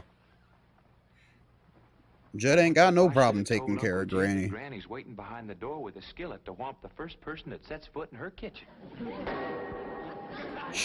Oh God. Oh. Sorry, I thought it was Pearl coming in. Granny, you done shortened me. For your head right away now, kid. Right away. God, how hard did... Hold on. Is the pan, like, flattened? Oh, my God. For your head right away now, kid. Jeez. Right away.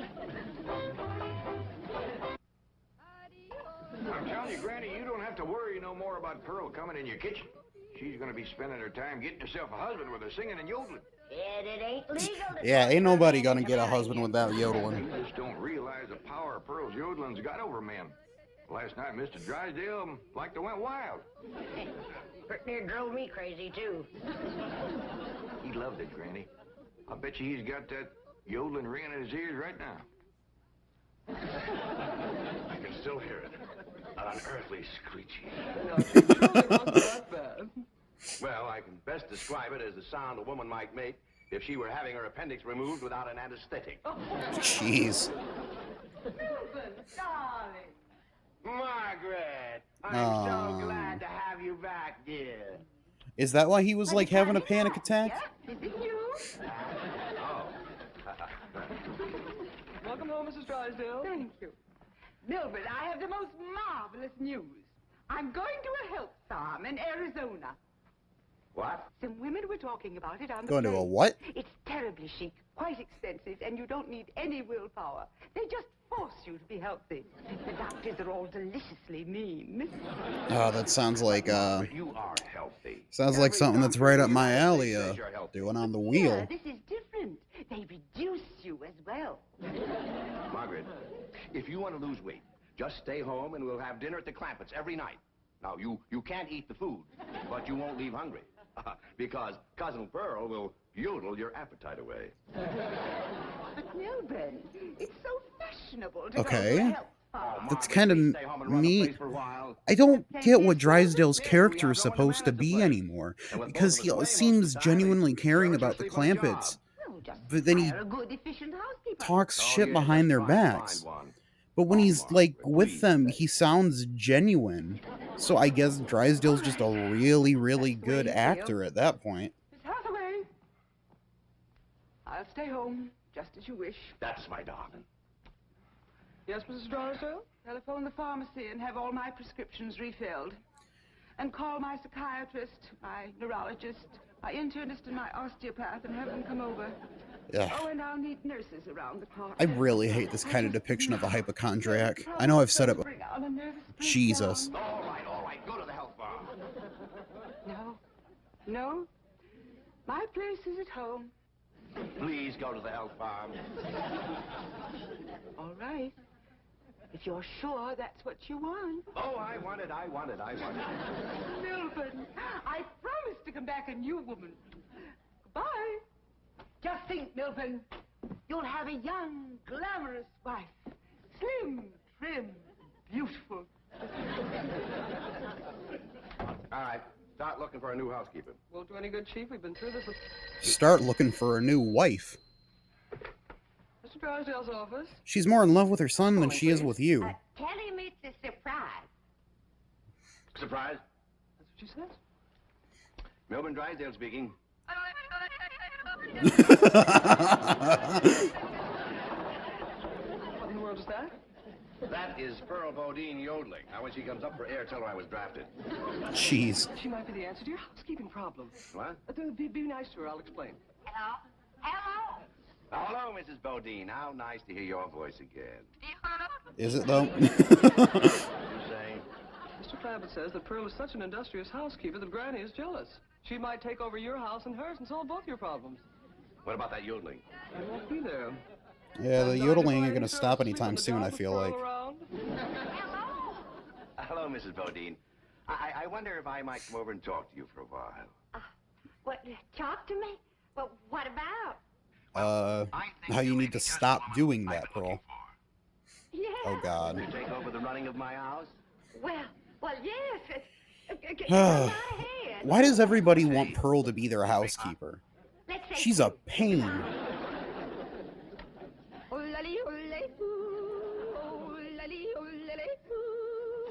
Will you stop that infernal caterwauling of yours?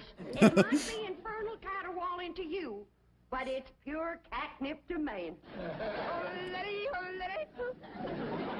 Yeah, maybe catnip in the way that it, like, drives them mentally crazy. I mean, apparently Mr. Drysdale had, like, a panic attack listening to it. I hit such a perfect note, it busted the glass. That wasn't a... It wasn't your voice that busted the glass. It was your face. We'll see who gets the Get her, last Granny. laugh when my sweetie comes. What, sweetie? That's for me to know and you to find out.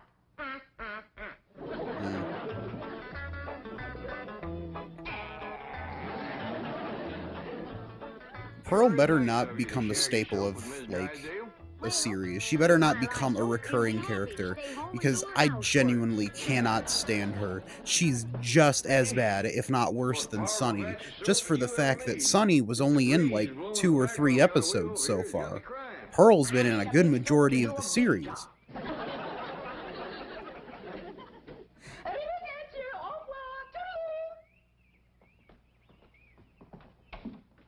Howdy, Miss Drysdale. Hello. Goodbye. Where are you going? Milburn is sending me to a health farm. Martin, I'll be loaded. Yes, ma'am. Well, let's fly. Just a minute, Miss Drysdale. Granny may bring you something. Yeah, honey. Take a good whiff of this. How nice of you. Tell the gardener to spade it in around the rose bushes. That's not... Toodaloo. Oh, just a minute, ma'am. Granny and me'd like to talk to you. I have Yeah. time. The sooner I go, the sooner Milburn will have his new wife. Excuse me? New wife? Completely new. Young, glamorous, slim, trim, and beautiful. Oh, Martin. Oh, she's talking about 16 herself. bottles, Mrs. Drysdale. Like, when she comes back, she'll be a new wife. Because she'll be different. I was just as confused as they were. How could a woman be so cheerful about her husband getting a younger wife? You heard her. She's loaded. Yeah, both of them sued to the gills. Yeah. Who do you reckon is the woman that busted him up? Hard to tell, Granny. There's so many young, beautiful women out here. Pearl. Probably one of them glamorous movie stars.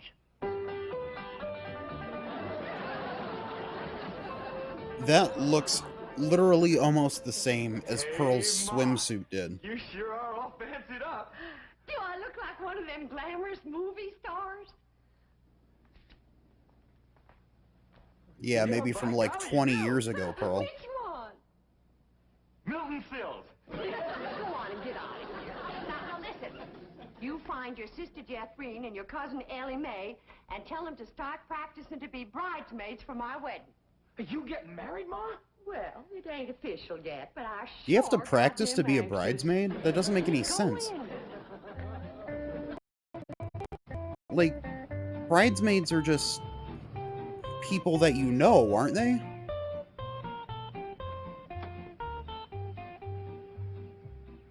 I think we have in about 15 minutes.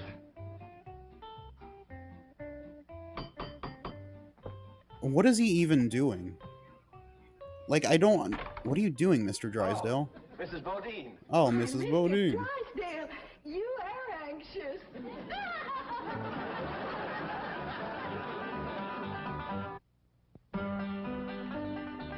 If I'd have had a little more notice, I'd have baked your sweet potato pie. It's one of my specials. Oh. Won't you sit down? Thank you. Yeah, you bake way too many things, Pearl. And plus, you said that you weren't going to go in Granny's kitchen And anymore. I love to keep house. Yes, I've heard you're an exceptional housekeeper. But I ain't one of them fussy ones. No, sir, not me. I say a man's home is his castle. And it is the duty of a woman to make him comfortable. Oh. Yeah, well, you ain't gonna make him comfortable. You're just gonna drive him away. All day. And when he gets home, he has a right to enjoy himself.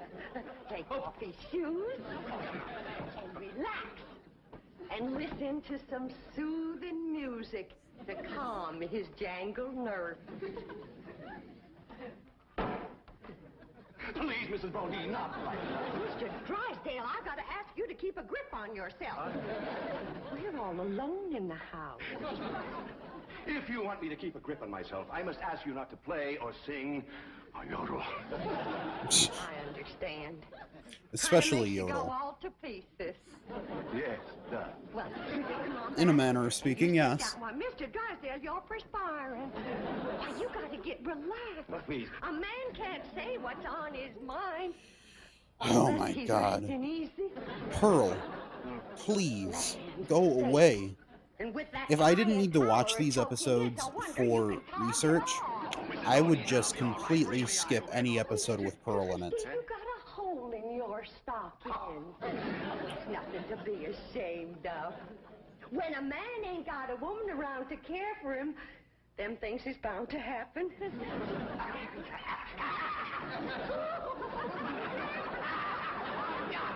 What the fuck? Mr. Drysdale, you're ticklish. Now look, I'm gonna let you sit easy, and I'm gonna darn that up before you know it. Oh, Mrs. Bodine, no, really, I can manage. No, I ain't taking orders yet. No, please. Piss give me off, my Pearl. sock. Give me my I know how to handle you. I thought she was gonna give him like a titty twister. Yeah, Granny, Ma's gonna get married. What? Who to? Well, she wouldn't tell me, but she was expecting him any minute. I reckon he's inside right now. Let's go in and see who it is.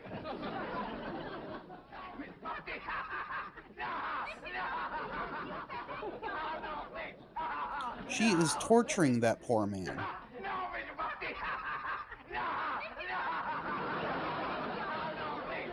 Mr. Drysdale.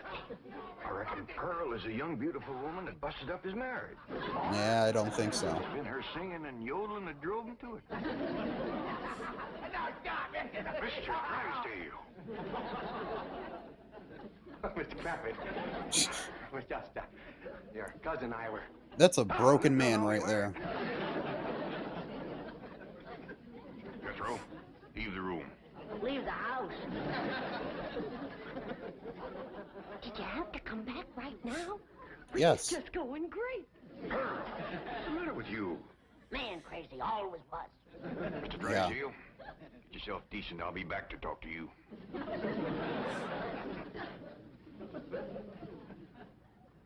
Shame on you! You too, Pearl, you homewrecker. I don't know what you're talking about. Oh, really? You told me that Mr. Drysdale was crazy about my yodeling, so I called him at the bank and I Yeah, yodeled, but and he come did running you over here assume that he was single? You done yodeled your way twixt Mr. Drysdale and his wife. Wife, I didn't know he had a wife. Well, he has. Well, maybe you should have asked first, you idiot. Drunkenest woman you ever saw. You done sent her to the farm. Put her out to pasture so he can marry you. You seen her leave? Oh, she knows about you, Pearl. Said Yeah. her husband was going to get a new wife. Young, glamorous, slim, Like, that could have beautiful. legitimately happened because Pearl just assumed that he was single. She doesn't care for anything other than her own desires. She wanted to cook for Jethro because she wanted to do it. She wanted to find Mr. Drysdale and bring him there so she could yodel for him because she wanted it. She didn't ask, hey, Jethro, do you enjoy my cooking? She didn't ask, hey, Jethro, do you mind if I cook for you because I really want to do that for you? She didn't ask, hey, Drysdale, do you have, I don't know, a wife? Yes, your Piss cousin off, is one of Pearl. those- Yeah, my cousin Pearl admitted that she called you on the telephone and stirred you up. But she didn't know you were going to send your wife away to make room for her. Oh, but I didn't. In the first place, my wife is never home. Second place, if she does come Yeah. home, there's still plenty of room for both of them. Mr. Drysdale, I hear tell that you folks out here behaves mighty different than we used to. I know you're carrying a heavy load on account of your wife. But I just can't let my cousin Pearl get mixed up in any kind of goings-on like that. Well, then, if I can't have Pearl, can I have Granny?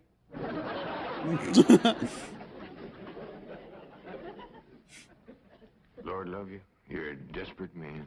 What are they saying? How can I hear when you keep pestering me? He's just looking for a housekeeper. Oh my god. Jed told you not to yodel. I was screaming. What's the difference? Yeah, yeah. Same Granny. Playing football with some boys. Yeah, and they sure was dumb. Jethrine was a toting the ball, and they kept a tackling me. Go get cleaned up, both of you. But Jethro says you want us to be bridesmaids at your wedding. Yeah, who you marrying, Aunt Pearl? What's his name, Ma? Puddin' and tame. Ask me again and I'll tell you the same. Now, get upstairs. That's a funny name, Puddin' and Tame. Oh, Ma don't care. She once said she'd marry Humpty Dumpty. Well, I like Jethrine Tame better than Jethrine Dumpty. That poor man in there is so sick of his drinking wife, he is wanting to marry either one of you two. Last one in is an old maid. He's trying to save the marriage, not bust it up, and I think I got an idea that'll do it. I want you two to wait in the kitchen, and when I bring Mr. Drysdale in, I want the two. Oh. Yes, sir, Mr. Drysdale. Both them fine, What? hard-working, good cooking, housekeeping women is in the kitchen there. All you have to do is go in there and take your pick. Oh, I this just- is marvelous of you. Nobody knows. I don't like these kind of tropes of the, like, misunderstanding, miscommunication thing. What the hell? Well, oh, look who's here. It's old Jed himself. And there's Milby, baby. You fellas want to dance? Come on, have a little dance. Come on now. You can't dance with her. Why not?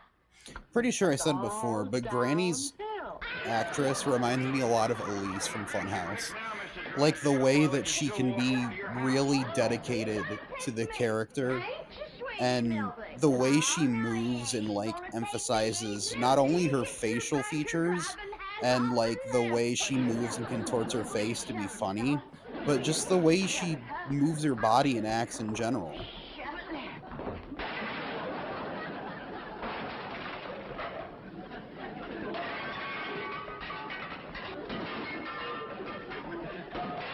Like, I could legitimately see Granny being, like, a character that Elise would play. How about taking both of them, Mr. Drysdale? No, thanks. You done it, girl. Bless you both. Pearl, you were just great. So was you, Granny, darling. Together, you saved that man's home and you saved his marriage. Now, don't it give you a good feeling? Yeah. I'm kind of winded. I think I'll go upstairs and rest. Call me when lunch is ready, Granny. Oh, now, just a minute, Aw. Pearl, honey. We got a lot of mess to clean up here. Granny, darling, you give me strict orders to stay out of your kitchen. Remember? Pearl, I swear. Here we go again.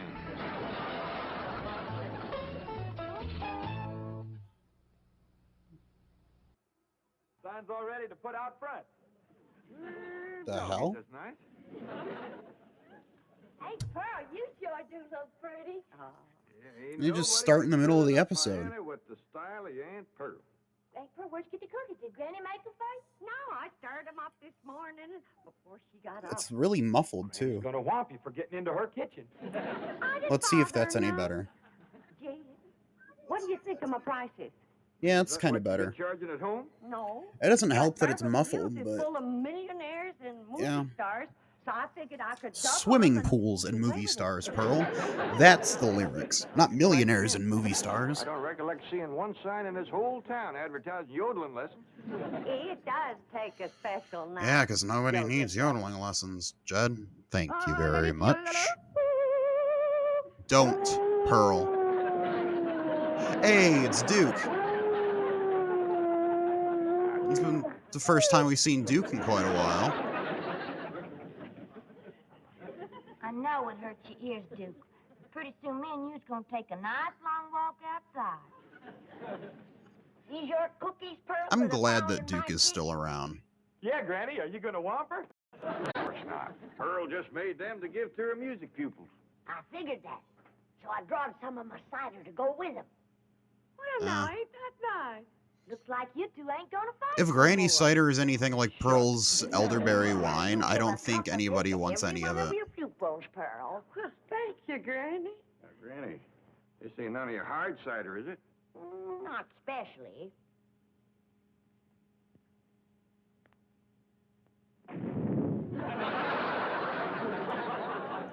Jeez. It ain't my hard stuff. You'd have had every one of my pupils stoned.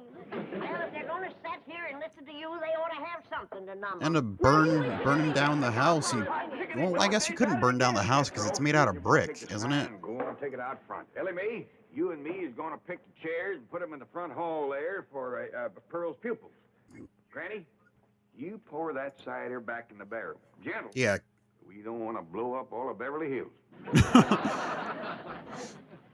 Come on, cider, back to the still. If her singing don't stone 'em, her cookies will. Jeez. Surprising what a little cement will do in the cookie batter. Oh, Granny.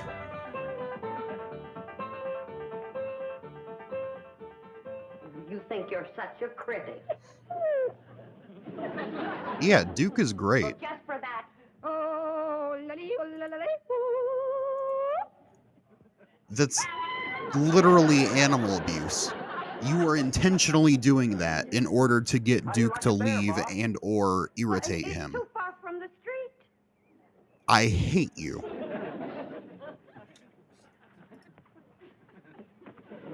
How's that? Take it out to the gate. Okay, Ma. Take you out to the gate. Ellie Mae, your Aunt Pearl like you put on that pretty new dress that she made for you, and when the folks comes in for the lessons... Ain't nobody want to wear a dress that Pearl made. We've Pearl wants seen everybody the to take a clothes that number when she's they come made. in.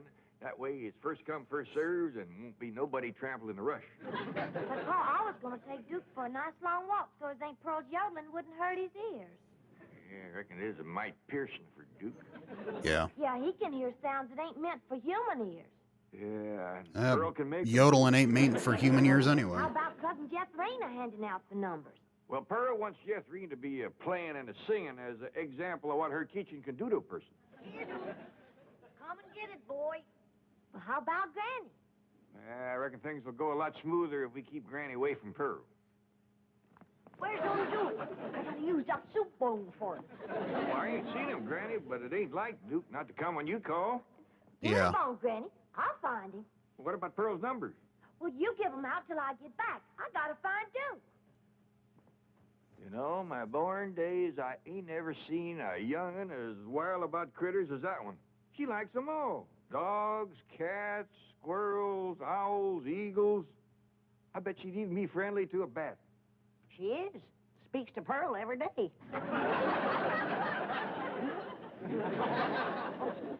That's fine, Jethro. Now, you stay out here with the sign. You got your speech memorized? I think so. Well, suppose I was... I don't think Jethro's much car too and good stop. for What would you say? public speaking there, Pearl. I'd say, hi, Ma. When did you learn how to drive a car? Your mom. Yeah, I ain't. What are you looking at, Pretending Jethro? I ain't, so you can practice your speech. Now, start again. How do you do, sir? This young, beautiful widow woman What here. do you mean, sir? Well, that's what you wrote for me to learn. I wrote you two speeches, one for man, one for woman. I'm a woman. I'm a man, so I learned that one. This young, beautiful widow woman here. Never mind, Chris.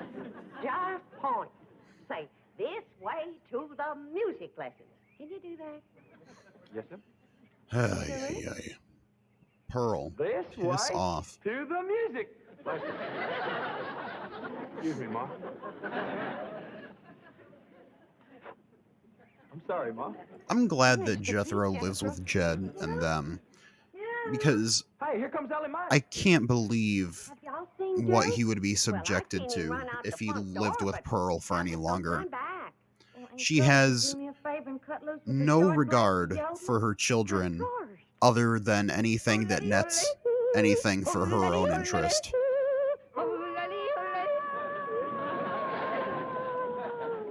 you, Pearl. Sounds like he's over at the Drysdale's place. Like she was explicitly using Jethrine to attract what's his name, Mr. Brewster, and now she's using Jethro to advertise her own business.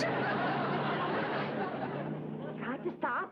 Partner went off the road trying. Well, that's what you get for trying to She's drive. so Close the focused windows. on finding a husband and having a family that she's not focusing on the family that she already has. I mean, I'm assuming Jethro and Jethrine are around the same age, if not twins. Otherwise, that means that she's had kids twice, and I'd assume with the same man, considering that they look pretty much the same. Yet she doesn't care for them at all. She's a selfish mother. She's doing everything for her own self-satisfaction. She's only focused on taking care of them because, oh, that shows that I'm a good mother, so people will respect me, not it shows I'm a good mother and I love and care for my children. Milburn, speak up. Oh, yeah. And you realize that they will have to pass the Clampett home to get to ours? What's bad about that? They're out in front. That's what's bad. As I drove by just now, that Pearl woman screamed. I live. She's probably yodeling. Well, it frightened I me, so hate almost half of wrecked these the car. characters. She was definitely yodeling. Uh-oh. Where are you looking? Came running through our power I'm making the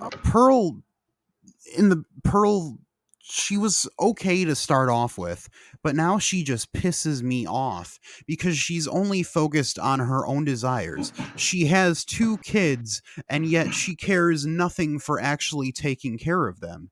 she used Jethrine to try and get with Mr. Brewster, and she's using Jethro to advertise her business that she set up in the Clampett's mansion because, oh, Jed is my cousin. Jed will give me the room I need to use for blah, blah, blah, blah. Meanwhile, she's trying to kick Granny out of the kitchen and shit so she can benefit her own selfish needs. Sounds like most parents in America. I mean, I guess you're not wrong. Most mournful racket. Charles, don't worry, dear. I'll take care of everything. I've already taken care of that unearthly howling. I called the dog captain. And yeah, plus she's like essentially abusing Duke, their dog, because Duke hates her yodeling, and so she'll just walk up to him and start yodeling in his face so he runs off. What? What? Duke is a hunting dog. He's used to the outdoors. Yeah, she's a terrible human being. Oh, yes, right, Chief. Immediately.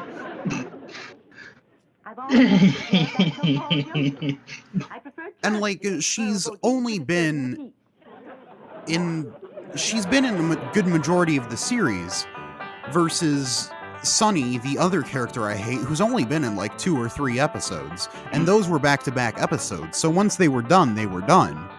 But I don't know how long Pearl is going to persist and be a character in the show, and if I didn't have to watch this for research, I would skip every episode with Pearl in it.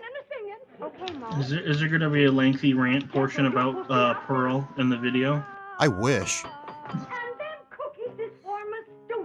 I've been thinking about like trying to do it less documentary style and more like, I don't want to say opinionated, but more analytical, I guess. Yeah. But I don't know. I've kept it consistent up until this point, so maybe I could try it in a different format and just not brand it as a prime time. Yeah. Like, and now there is a police officer in their house. Uh-oh. Uh-oh. Uh-oh. Uh-oh. Wee woo, wee woo. Shoot the pig. Meanwhile, Jethrine is just basically screaming in the background while Pearl's forcing her to practice.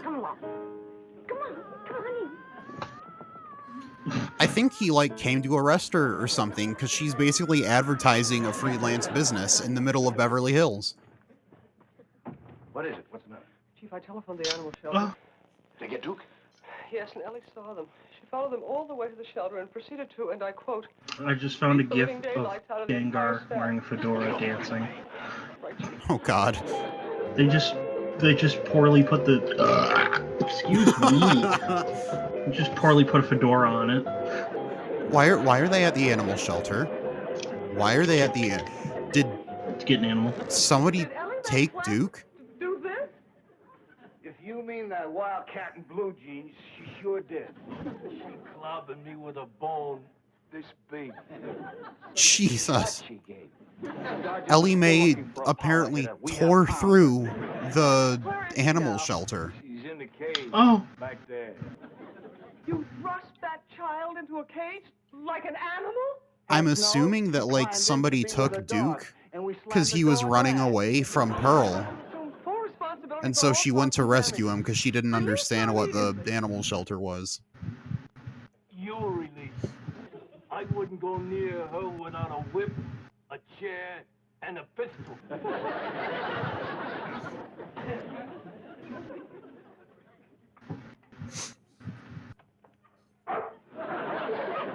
Don't you worry, Duke. We'll get out of here. And when we do, we may. Oh, really, Jane? What the fuck is that?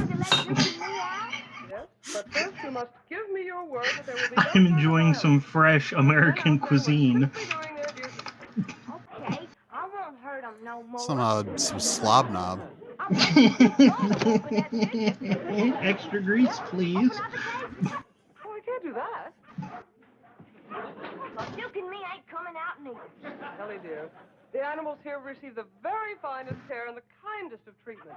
If they were allowed to run loose, I don't they think might go hungry. animals in animal shelters receive that kind of treatment, Miss Hathaway. That's not usually what they're known for. No, only until someone Exactly. comes along who'll pay for their license and give them a good home. I had to open my big And I mouth. think Ellie Mae just adopted she just adopted every single dog in the shelter.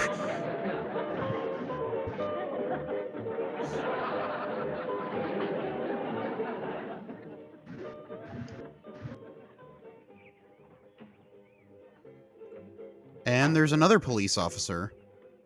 Bye. Goodbye now. Come back, you hear? Thank you very much. Thank you. Everything all right, Sergeant? Just great. The nicest bunch of people I ever met. And now Pearl's got the police officer yodeling. Sarge, you haven't had a nip, have you? Of course not. Just a friendly little sup of cider, a cup of cider. I'm taking you to the diner for a cup of black coffee. Don't be ridiculous. And Pearl got him Maybe it's drunk. better. I just saw a car and I swear there's a dog driving.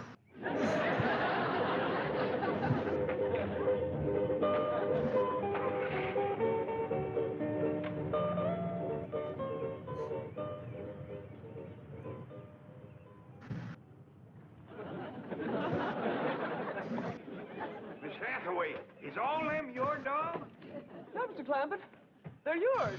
Howdy, Pa. How many dogs did Ellie Mae... Hold on. Let's see. That's 1,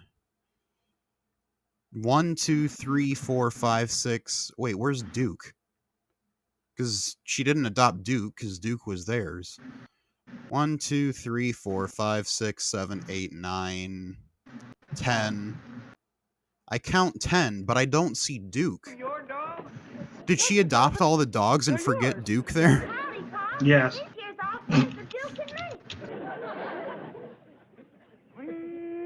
Doggies.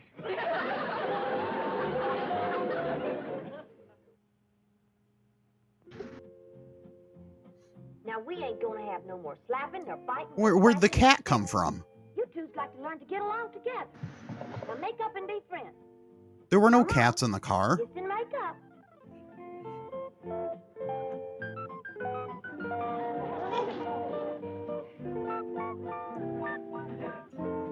Okay, now Ellie Mae is forcing a dog and a cat to make out. Like, hold on a second. I gotta share this.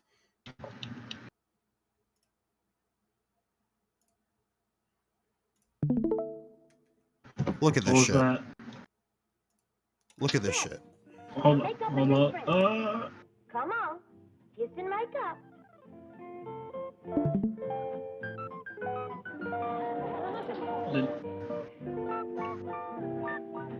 What?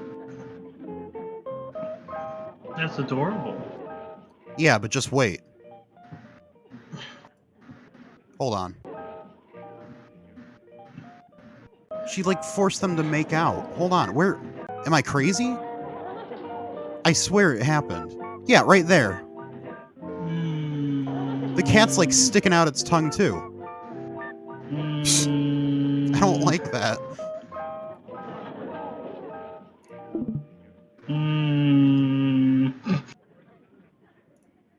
Ellie Mae?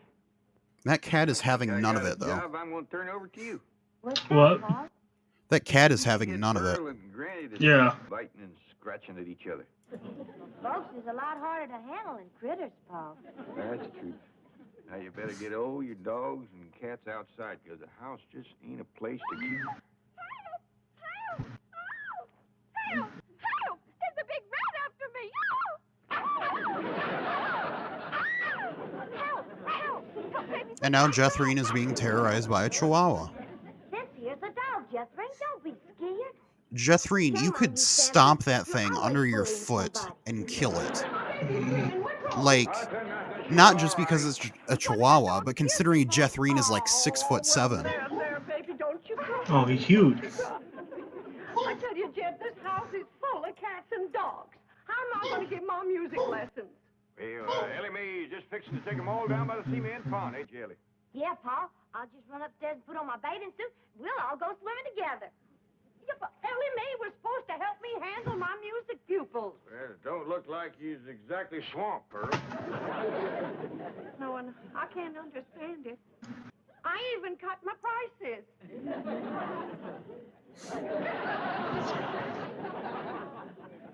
Oh, come on, Jethro.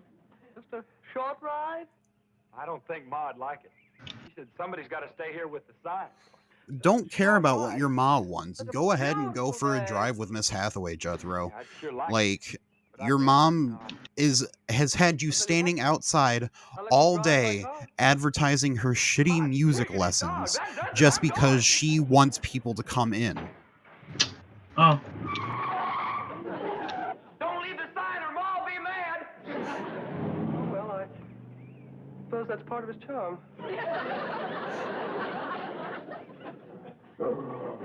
Dang if you ain't the biggest thing I ever did see that wasn't pulling a wagon.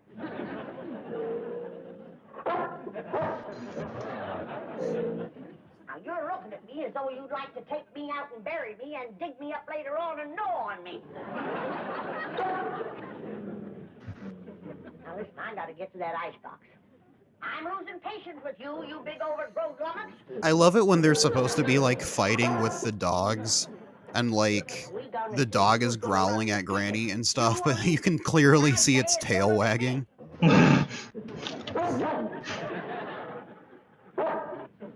Puppies. They had just a bunch of babies on there.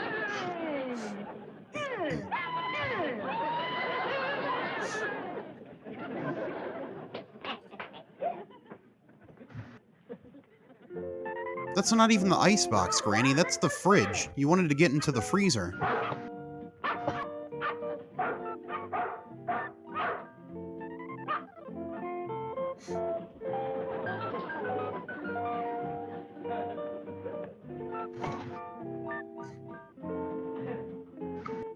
Always forgotten you, huh?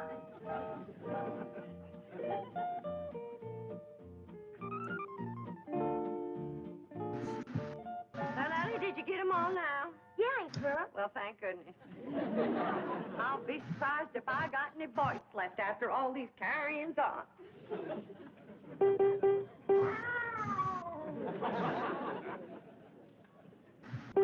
So did Ellie Mae only get one cat?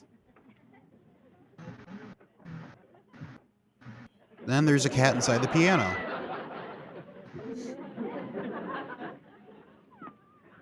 Are you gonna throw the cat out the window, Pearl? Did she? No, she just like sat it down. I thought she was going to throw the cat out the window.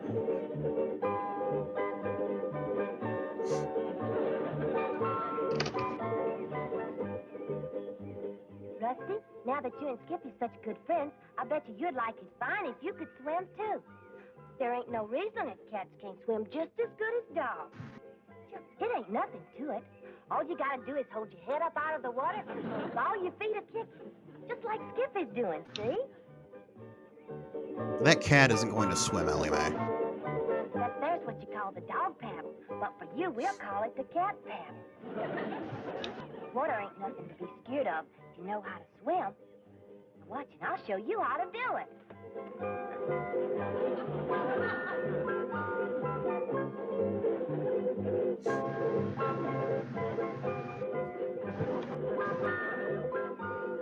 I wonder how well cats can actually swim. I don't think I've ever seen a cat swim because of the whole thing where like cats don't like water. And hold your head up out of the water so you can see where you're going. Like I've seen like lions and tigers and stuff like in rivers, but never like actually legitimately swimming. You can catch your own fish. Oh, Aunt Pearl's gonna set them dogs to howling again.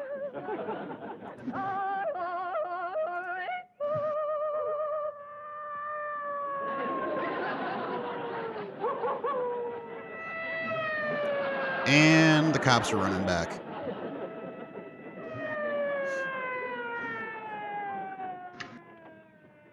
It's probably because they like hear Pearl's yodeling and think that somebody's dying. Oh, sorry. I'll handle this complaint. Now, the chief wants that howling and yodeling stopped. Mrs. Drysdale's putting on the pressure. I can handle it. Those hillbillies will just soft soap and hard cider you again. They won't get through to me. I'm a big city boy. They don't speak my language. I'm sorry Miss Drysdale got upset about the dogs, but Ellie Mae can handle them. Well, she better, or I may have to place her under arrest. Ellie Mae, young fella here wants to talk to you. Howdy. What you want to say to me?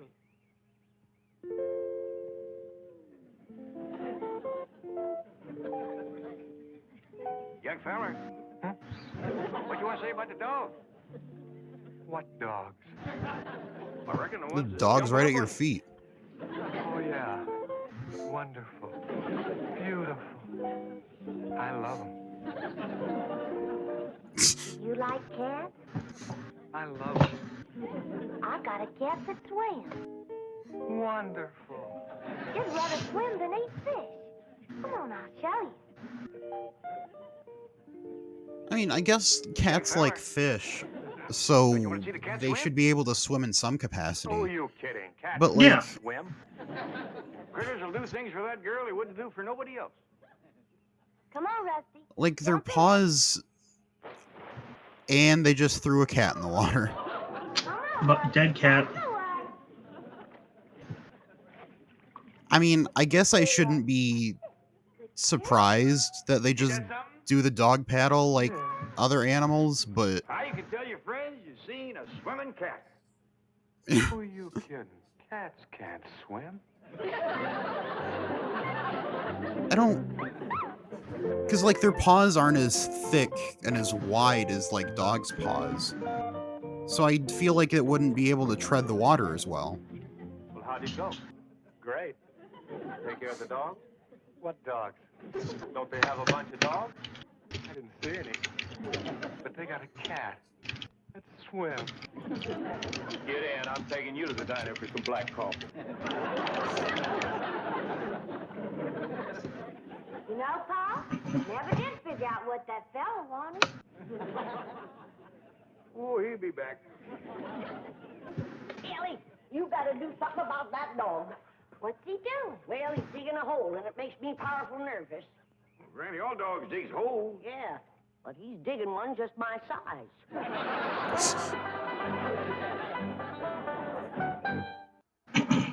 Jeez. And now the volume's back to normal. Jesus, crime and Nitley. I don't know why, but that last episode was like really muffled and quiet. That boy gets to go, and he's a one-man stampede. Probably a mishap on YouTube then. It was probably just the like episode itself. Because like it looked a little bit more compressed than the rest of them. Ah. I don't know. I'm going to take a quick BRB because I got to take a piss and get some water. Okay. Considering, what's the runtime at right now? Like 2 hours? So, yeah. Okay. Let's see. What should I have the music be this time?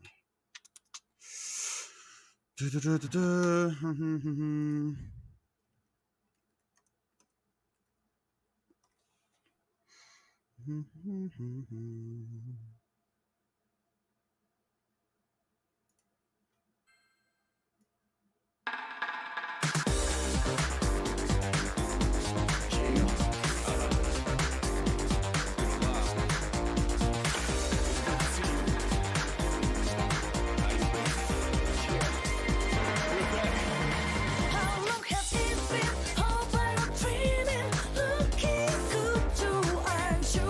It's time to unwind.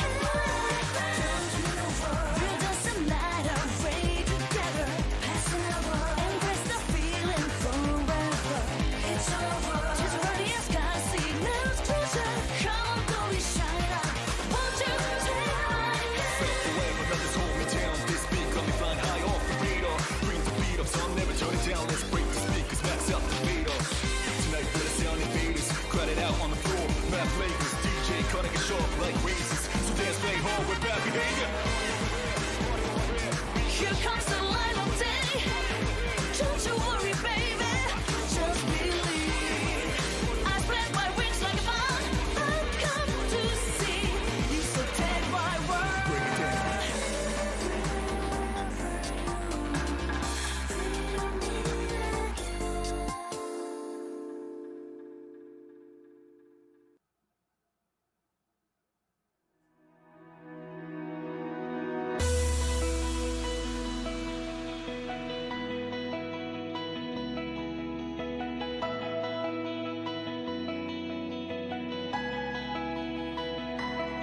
Sunlight 夢を覚ます朝の光また照らし出すこの世界途切れた約束だけ一人抱えてまぶたの昨日だけ追いかけた Stay high 忘れてたよこんなに透き通ったスカイブルーきっと君がくれた True feel 輝きいつか繋いだ手の強さに傷ついても絶対離さないよ Dear friend このままずっと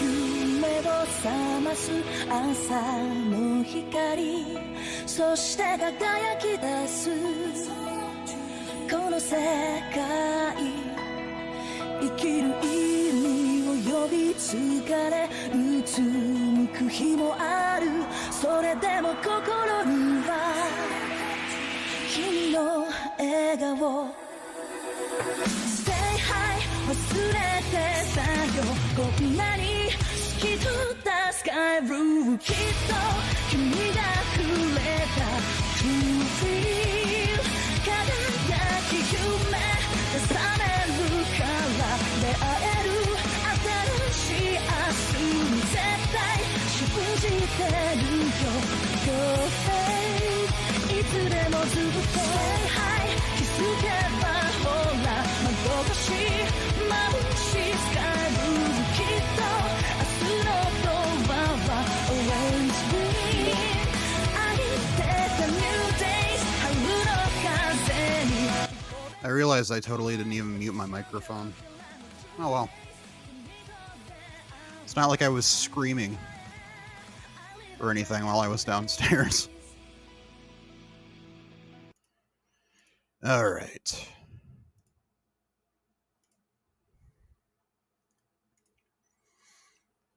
Let's do this. How many episodes are in season 1 again? 36. That's what I thought.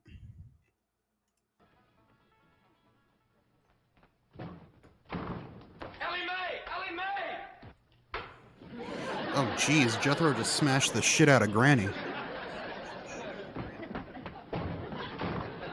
Granny, Jethro come through here? And Jed just smashed the shit out of Granny now. And here comes Pearl. Oh my god.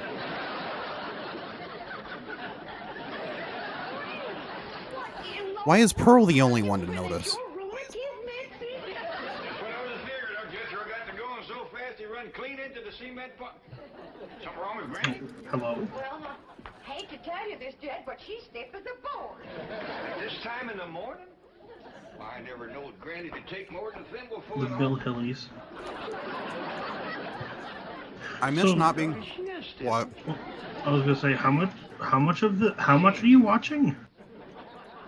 I gotta get through all of it. How many seasons are there? 9. Oh. Oh. That's why it takes so long to make these videos. You have to watch the entire series, basically.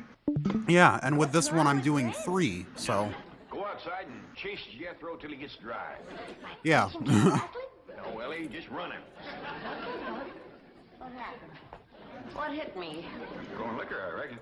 Whoever throwed it at me left it in the jug. Granny, can you walk? Of course I can walk.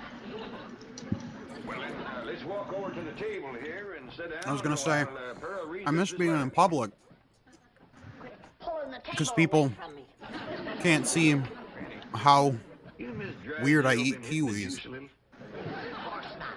I never take more than a thimbleful, and you know it. Granny, Jed, I can't read all the writing because the ink is run. But this letter's from Lester Flatt and Earl Scruggs, and they I don't even know here. people that like just eat whole kiwis aside from me. I mean, I'm sure there are people that do it, but Yeah. Them two always was crazy in love with her. people are always like, "Oh, well, isn't like the fuzz nasty or whatever?" It's like, no, not really. The rest of it's so wet that you can't even like feel it. I was just a girl, and they was just boys. Plus, it's got like extra fiber and shit in Big it, boys, so. grant you. I never seen two big boys crazier in love with one little woman. It's probably the crunchiest fruit, like, period. Like, yeah, apples can be crispy and crunchy, but the kiwis have like the seeds and shit in it, and you can eat them along with it. And since the peel is so tough by itself, like, it's got that extra crunch to it. All right, Pearl. Crunchy kiwis. Lady used to serenade me. Yeah, Lester with his guitar and Earl with his banjo. Both of them singing love songs till their throats. Like, I know most people will like cut off the end and just eat it with a spoon or something. I just couldn't decide. But I'll just eat the whole They thing. both asked me to elope, but I couldn't Like, decide even like whether the to little fly with Flatt or stem stick nub, with like, Scruggs. is fine. It's not really that hard to Better eat. decide now. I'll bet that's why they're flying out here to get I your eat pears answer. whole too. After all these years? Oh, Granny, don't be ridiculous. Pear. Man never forgets his first love, Pearl. I'd say maybe I'm just weird, but I already know that for a fact, so.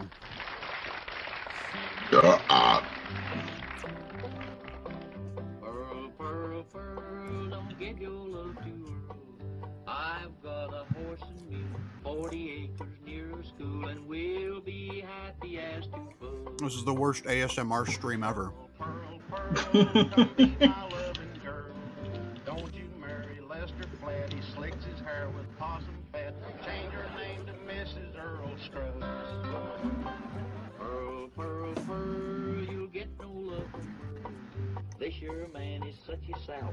He won't hold you on his lap and let you I can't believe they got Flatt and Scruggs on the show. Pearl, Pearl, Pearl, he's nutty as a squirrel. If you'll be Mrs. Scruggs, we will live on kisses and hugs, happy as to...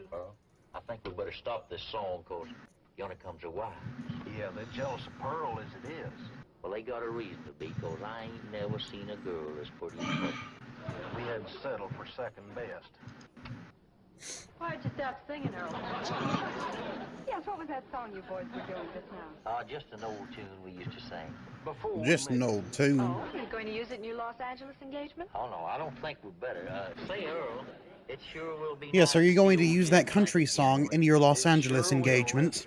Like, why the fuck are you talking to Lester and Scruggs? They can't wait to see it.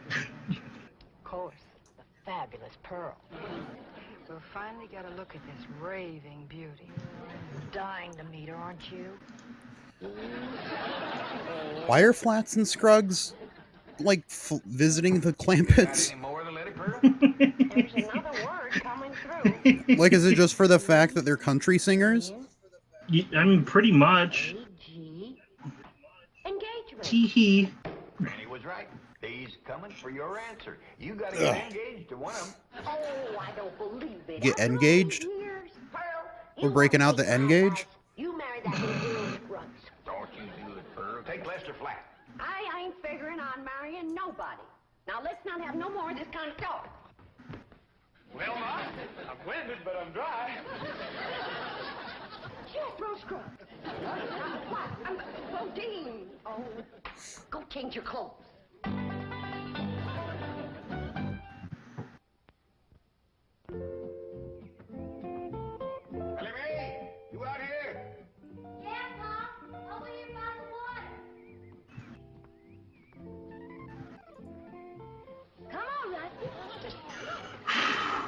That's the one thing I like about this is they keep like episode continuity. Like there were like 3 episodes in a row where they went back to Appalachia to visit Pearl, and like it was the same storyline throughout all 3 episodes. And now we can see that Ellie Mae still has the animals that she rescued in the last episode. So the show knows continuity. Yeah, it's not just a basic sitcom where it's like one episode to the next and there's no like connecting threads aside from maybe some characters. We sure are. Earl Scruggs and Lester Flatt's coming to town. I hear to them, they make records and everything. Them two learned how to sing and play serenading your Aunt Pearl. Really? Well, tell me about it, Paul. Well, your Aunt Pearl was just about your age then. And she favored you a lot, too. Real pretty. Had corn silky hair just like yours. And a beautiful figure. Well, sir, she pretty near drove Lester and Earl out of their banjo-picking mind. So many of them boys, they finally left the hills and moved to Nashville. How come I didn't Nashville. marry up with one of them? Couldn't make up her mind, I reckon, but she's gonna have to tonight. Them boys are coming out here insisting on an engagement. That's how come we's having a wingding hunt. Yeah, back home we'd had a barn dance. Trouble is, these Beverly Hills places ain't got no barns. Well, couldn't we borrow somebody's barn, Paul? Well, scarce as they are, and us being strangers, it'd be too much to ask. We'll make do, though. I sent Jethro out with a truck to find some hay and some corn shucks and one thing and another and put them in the drawing room. Reckon he can make it look like a barn? I told him to do the best he could. You don't really need a barn to have a barn dance. You can have barn dances outside. The drawing room up for that wingding tonight. Wait a minute here. I've got to decide which dress I'm going to wear tonight. Do you think this one shows off my figure? Yeah, Ma. But wear it anyway. It's pretty. Come on, Ma. Uncle Jet told me to fix I know the drawing Trevor room said up he like was a probably barn. going to hop on in a little bit, but that was like an hour ago. You ain't seen nothing yet, Ma. Come on in. I'm surprised you didn't bring in a mule. That rascal get out again? Jethro, you're making me old before my time. How could you bring this livestock into a mansion like this? It wasn't easy, Ma, but I figured it out. Took the truck up to the front of the mansion and... You get this livestock out of here and you be quick about it. But why? Because I say why. Now get it out, take it back where you got it, and I mean right now. Well, I'll do my best, Ma. Pearl just First punched I a gotta round cow. up that mule and them other pigs. I should have married Lester Earl. Maybe this wouldn't have happened to me.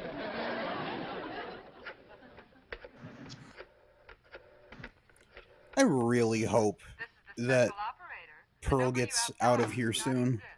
You sound like the same lady I was talking to before. Yes, I'm afraid I am. Well, then you put me through to the same butcher shop I was talking to before. I told that fella to send me a side of pork and some pig feet for tonight's wingding. And it better get here, too, before I... Never mind, honey, it's here. And I got to tell him it's fresh. Now Granny's gonna kill the pig. You're going home. Where you going with that? I told me to take him back where he come from. Jeez. Pearl, Pearl, Pearl, you look just like a girl. That's the truth, you do. From the hotel. They're here already? Yeah, I told them to come over about 6 o'clock for the wingding. Oh, my goodness. And I haven't even picked out a dress for tonight. Oh, Jed, how do you like this one?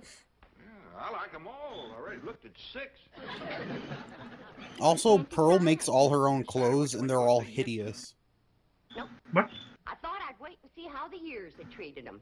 Yeah, I reckon you're smart to look them over first. Some folks age is quicker than others. That's right. And don't forget, them boys is pert near 18 or 19 years older than when I seen them last. Well, I'm pert near 10 years older myself. Now, Jeff, don't you go away. I want you to see the rest They of can the try dress. and get me to like Pearl as much as they want, but I'm not going I to. need a man's opinion. Listen, Jed. Mrs. Lester Flatt. Mrs. Earl Scruggs. Pearl Flatt. Pearl Scruggs. They all sound good, don't they?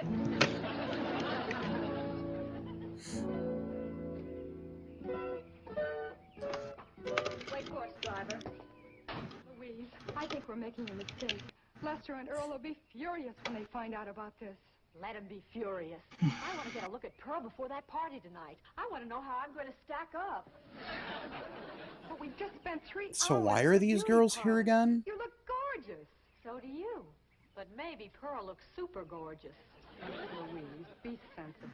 Our husbands knew this woman years and years ago. Do you realize how old she must be by now? I hear they start very young back in those hills. Now, we've come this far, and I'm not leaving until I've seen Pearl. But this is going to be very embarrassing. She's going to think we're a couple of snoopy, worried wives. Aren't we?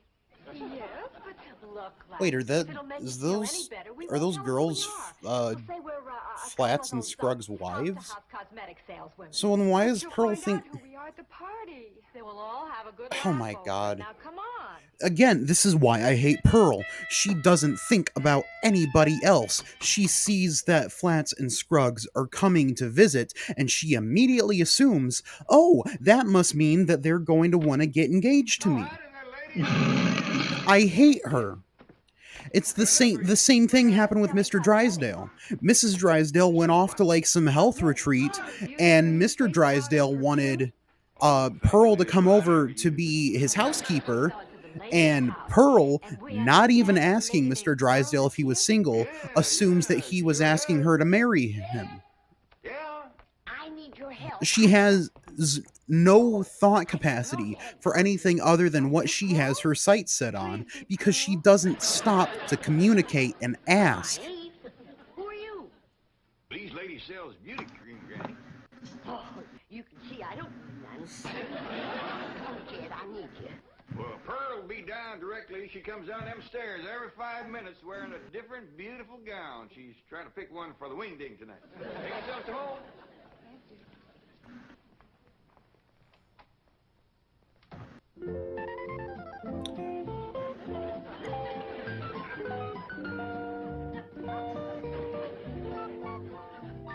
Howdy. Do y'all think this dress is fancy enough for a wingding? Well, back to the beauty shop.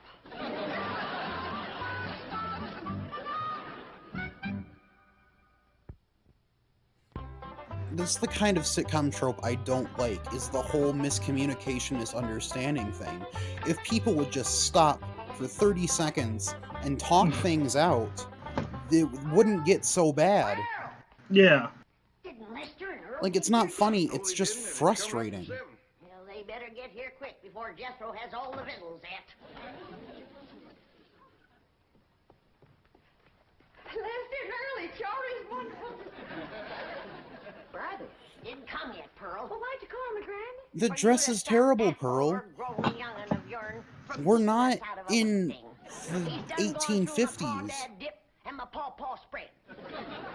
And right now, You look like Minnie Mouse. pig's feet like there was popcorn. Jethro, you come on out here. Now, you better stop him before he gets into the ham hocks and the turnip greens. Too late. Them ham hocks sure was good. Was. Jethro, did you eat all them ham hocks alone? No, ma'am. I done like you always told me. I ate the greens, too.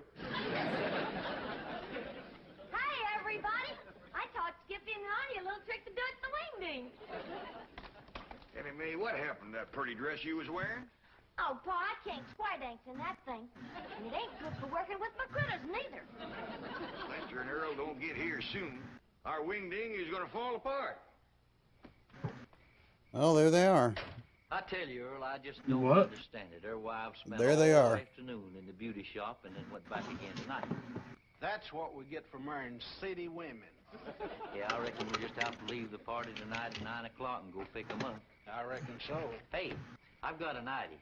Let's surprise old Jed with that song we wrote about. Your own. Come on, Skippy.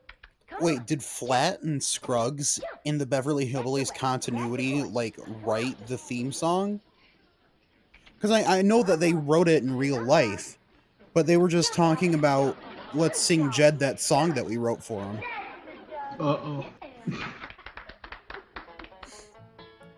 Yep, it's the theme song. Oh. Let me get upstairs first. Well, what for, Pearl? So I Meta. can make an entrance.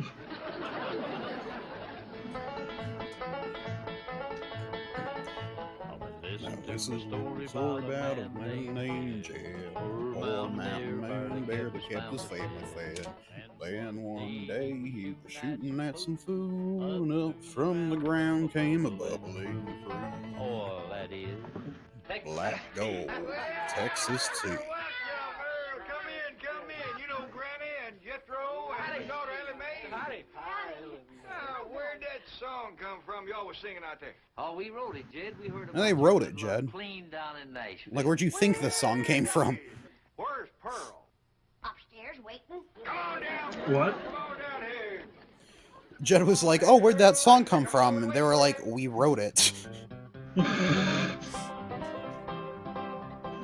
Pearl, Pearl, Pearl, come let us see our girl. Are you still her Valentine? Do you still look so divine? Come and let us see your darling Pearl. Lester! Oh, Scruffy, so good to see you both. Listen, everybody, I hope you'll excuse us for coming without wives. You're excused. We have a Oh my God. Of course you do, and we understand, Earl. Let's all relax now and have some good old stomping music and some of Granny's. They videos didn't and come get it all over again. without wives because they're not married. They came without wives because their wives are somewhere else. Stop and ask.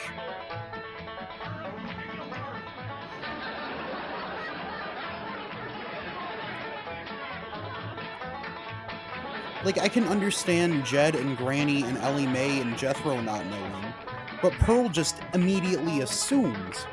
Yeah.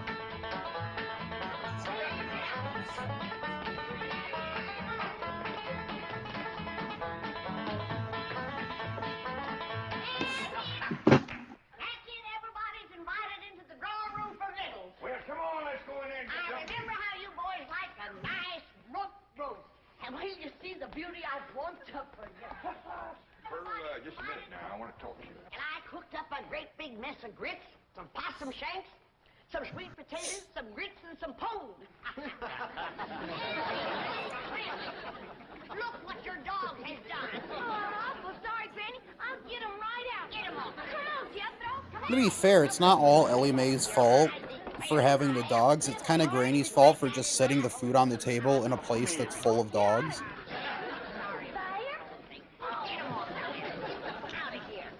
Oh, now calm down, Granny, calm down. We wasn't hungry no way.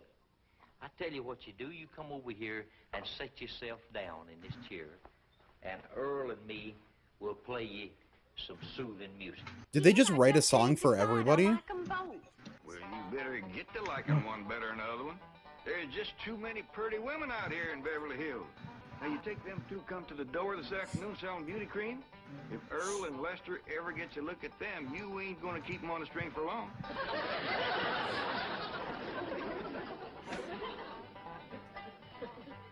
Now, anytime you want to know where I'm going down the road, get my girl on the line. You find me there most any time. Now, old man Slatty on the farm, from the hog lot to the barn, from the barn to the rail, he made his living by carrying the mail. I hope these songs aren't copyrighted. I just made my decision. Which one, Earl? Can't marry neither one of them. Why not? Because I'll be busting up one of the most wonderful musical teams in this whole country. How come you say that? Because the one that I have don't a... get me, will be eating I up fixed jealousy and the they'll get stream fighting like archive channel, and Yeah. like, all the videos for research have copyright strikes for a 10-second, like, clip of, it's like the intro to the theme song. Because apparently Really? the intro to the theme song is, like, from a different song.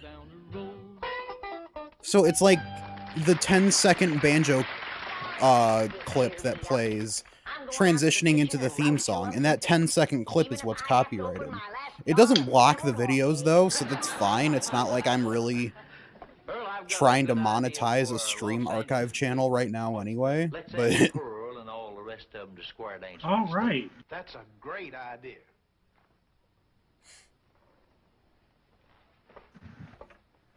Pearl, we got something to ask. You know we come all the way out. and now Pearl's going to assume that they're going to propose to her. Before you go any further, the answer is no. That's why she thinks they're going to propose, because they're going to an engagement, meaning a concert engagement, not an engagement. Pearl, you dumb bitch! Or we're late. Come on. We'll be back just as soon as we can make it. Pearl? Christ on a bike. They run off just like they done 18 years ago. There's only so much I can take. Think we ought to wait up for him to come back first? It might take another 18 years. Let's get to bed. They ain't come back, Ryan. If you could have seen That is the good thing about doing like research streams for these shows, though, is because they're so old, they're in public domain, so I can't get copyright strikes for just watching them on stream. I mean, even though I'm doing commentary and like it's technically transformative, like even if I just straight up played the first 2 seasons, they wouldn't get struck because they're in public domain. Yeah. They married him on the rebound. Oh, Lester and Earl. I had to settle for second base.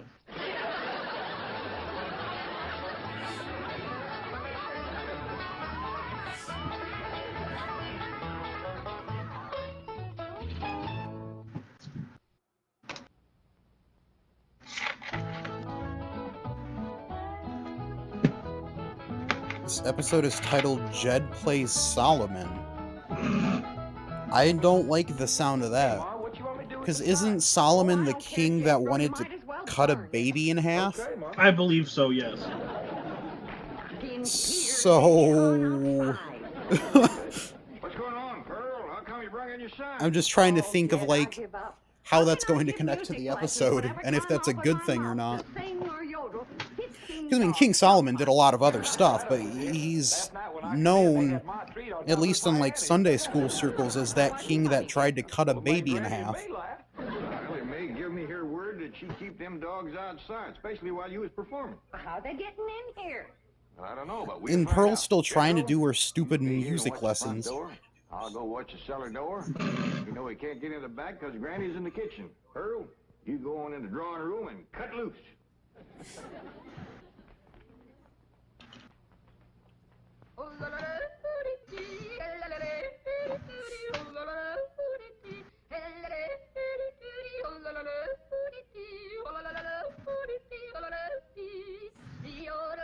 Go get her, gang. There's a bone in it for every one of them. Jeez, Granny. I'm just sending the dogs to go ambush Pearl.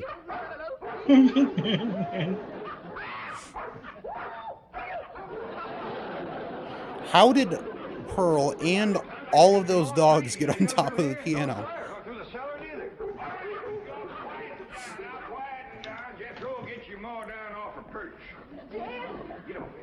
So we have all these dogs now, but we still haven't seen Duke yet. Did Ellie Mae just forget Duke at the shelter? You ain't gonna get rid of my dog. Now, Ellie Mae, you let me handle these. Your Aunt Pearl been set upon by these dogs, and we gotta weed out the vicious ones. Jethro, you commence to hand them to me. Yes, sir, Uncle Jay. Oh, please. I'm gonna handle this, Ellie Mae. Here's a mean-looking one, Pearl.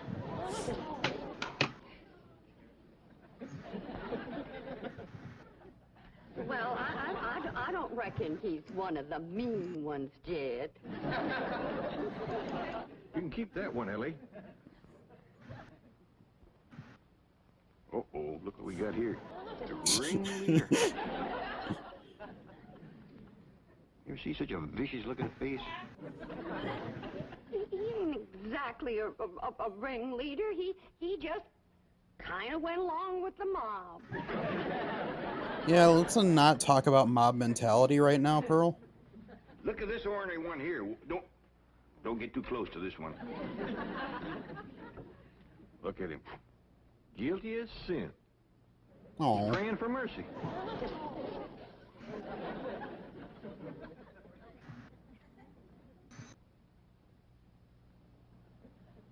I don't even remember seeing this one before.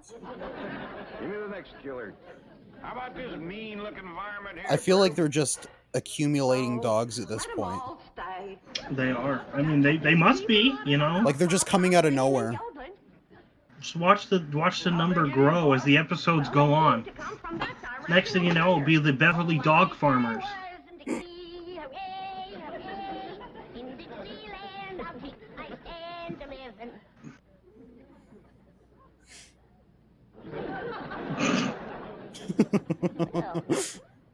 What's everybody staring at me for? I didn't let them dogs in. Oh yeah, you didn't let those dogs in, sure.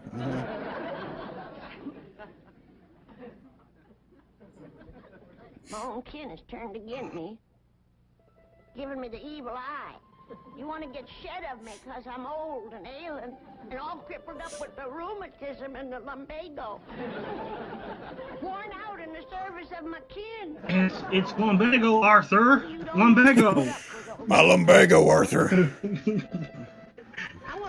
It's the truth, just like Uncle's lumbago. Nobody try and stop me. Got my lumbago. Uncle don't want to do nothing because of his lumbago. Is Granny gonna throw herself out the window? It's better this way. Then Pearl can have everything to herself.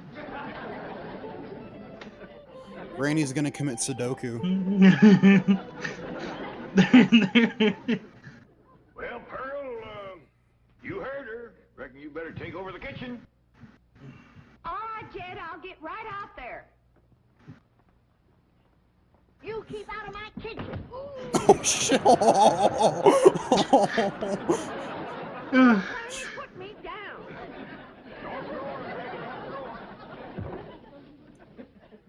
You don't stay out of my kitchen, I'm going to hit you so hard atop your head, you'll be able to ride half fare.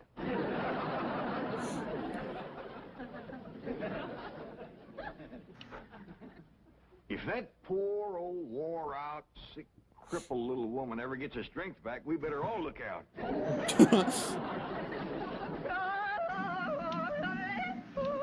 Oh my god, Pearl, shut up! Did she just make Granny cut herself? Granny really is going to commit suicide. Go get her, gang. There's the usual reward. Granny, close that door. I only opened the door to let Granny's in a gonna little commit fresh slip and air. slide. And a lot of dog.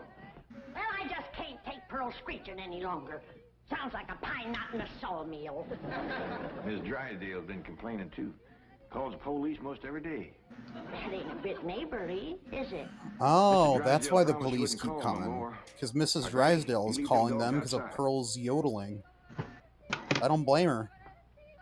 As much as I don't like Mrs. Drysdale either, like, she has a point. It is a legitimate noise complaint. And also, fuck Pearl. Give me the police. I think that's the first time Granny's actively called for the police.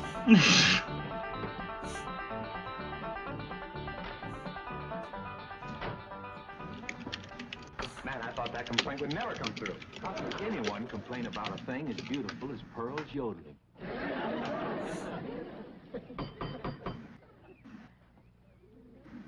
Besides, you're not well. Let him in. I just know it's that nice policeman who's crazy about my yodeling. I don't think so this morning, sir. I tried to look up a list of episodes where Pearl is present, and I just have a feeling she's just going to be in the rest of the series. Which is... Thank you, Mr. Clavitt. Morning, sir. I hope not, because maybe this, like, part of the season is just, like, the Pearl arc. Call me Pearl, Eddie. Because it feels like she's been dominating a good majority of the episodes as, like, the main character. Pearl arc. She's not looking for Rose, right? Won't disturb the peace. Who's Rose? I think you mean Pink. You right. I'm sorry. You right. Where is she? Out by By the cement pond? Pond? Oh, you mean a swimming pool? Yeah, I reckon you could call it that. Ellie and Jethro swims in it. I better get out there right away, Mr. Clampett. We've had a lot of reports about people stealing swimming pool water. I mean... Why would people steal swimming pool water? Oh, yeah, you better get right out there and keep your eye on that furniture. I just can't get enough of that chlorine. Yeah. I take a shot of it every night before bed. Did you say dogs and cats and... Else my lumbago. Yeah, she's got her dogs and cats to be friends. Now she's working on the cats and birds. Oh, that's not gonna go well.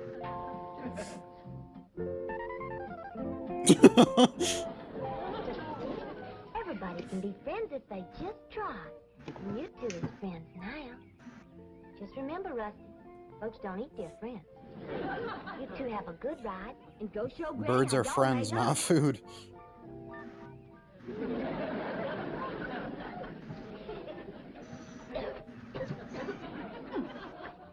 That's the best batch of rheumatism medicine I ever did cook up.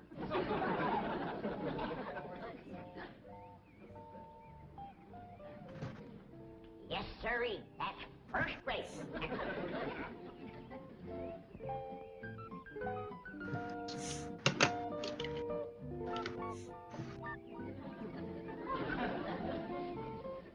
I commenced to seeing birds riding horseback on cats. Did you see that list of they announced like America's favorite food chains per state? Keep the fire going Yeah. on my steel.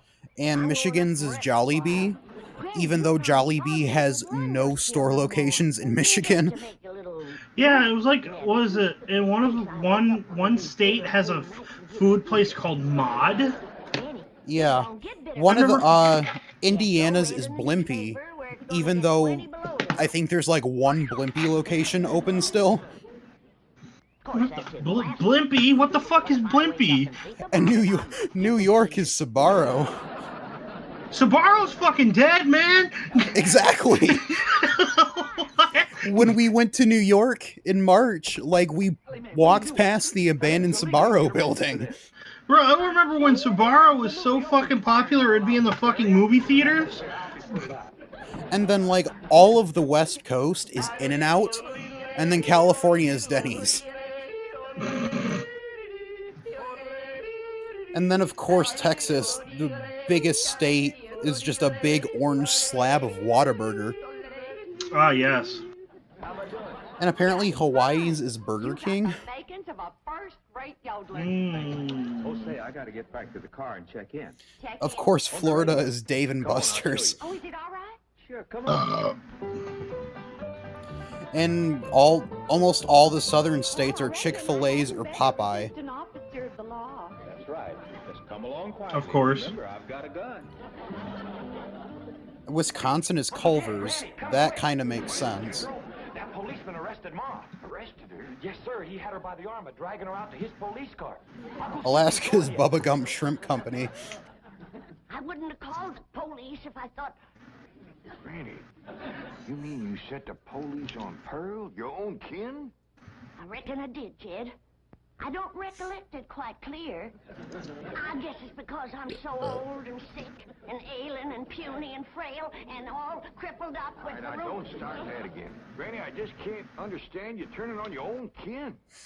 Like, there's no fucking way that Chuck E. Cheese is the favorite fast food restaurant of 3 different states. I wouldn't say Chuck E. Cheese is a restaurant. Chuck E. Cheese is no more of a restaurant than, like, Rainforest Cafe is.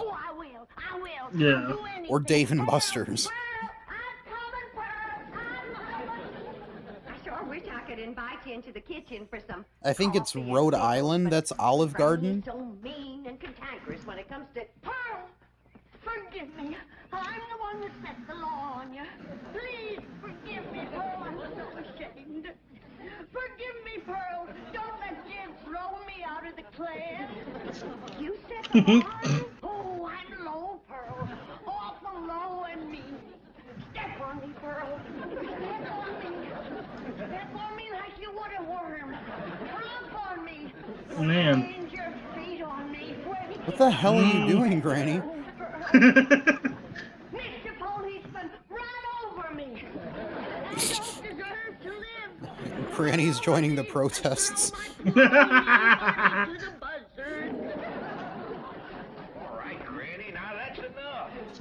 But Pearl hasn't forgiven me yet. Mr. Policeman, give your gun to Pearl and let her shoot me. Jeez. Put a curse on me, Pearl. I forgive you.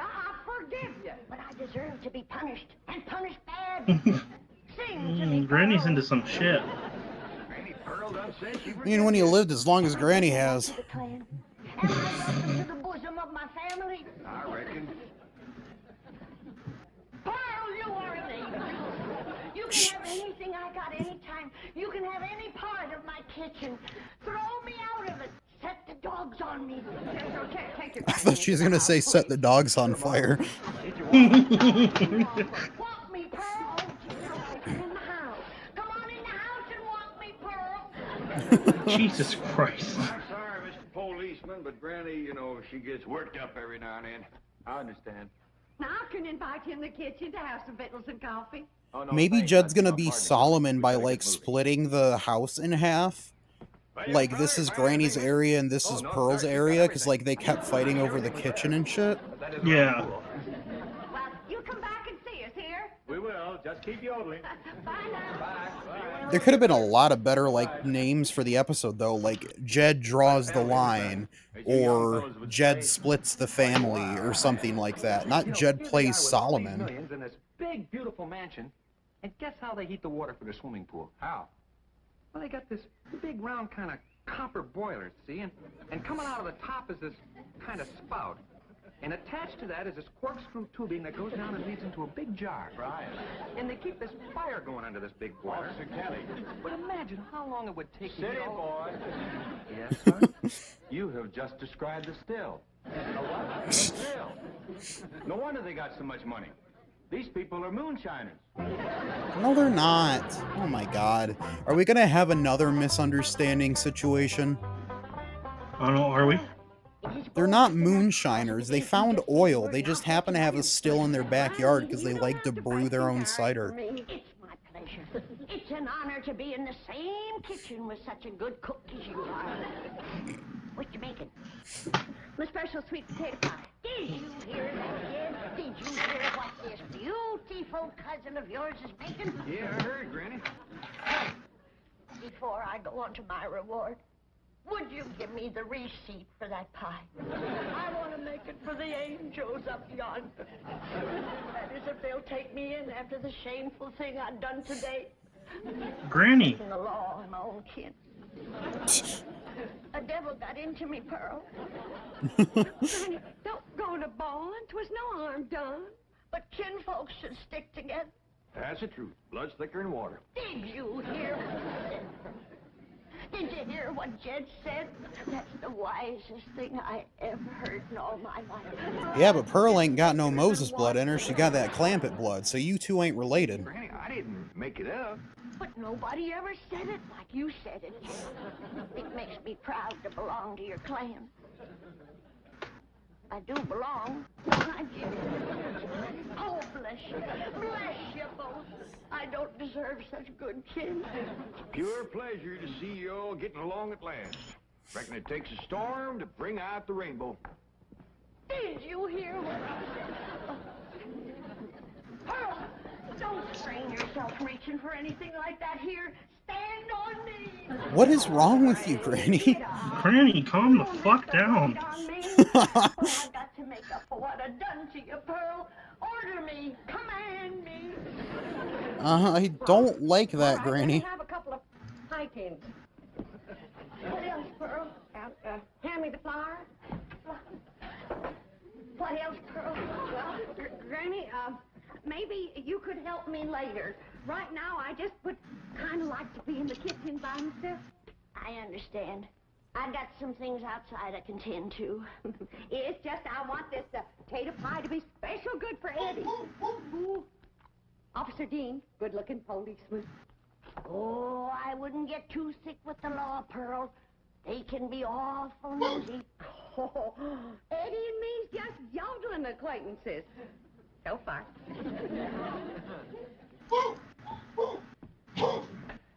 Hey, Jasmine T, we're doing fine.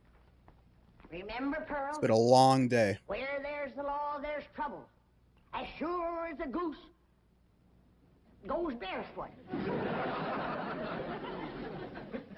Ugh. It's a still, all right. There's no question Yeah, about it's it. a still, but Well, they're that doesn't not mean they're making moonshiners. moonshine. They're Maybe it's just something harmless. making cider. That's not how they got their fortune. They I'll got their show you how fortune by harmless it is. oil. Come on.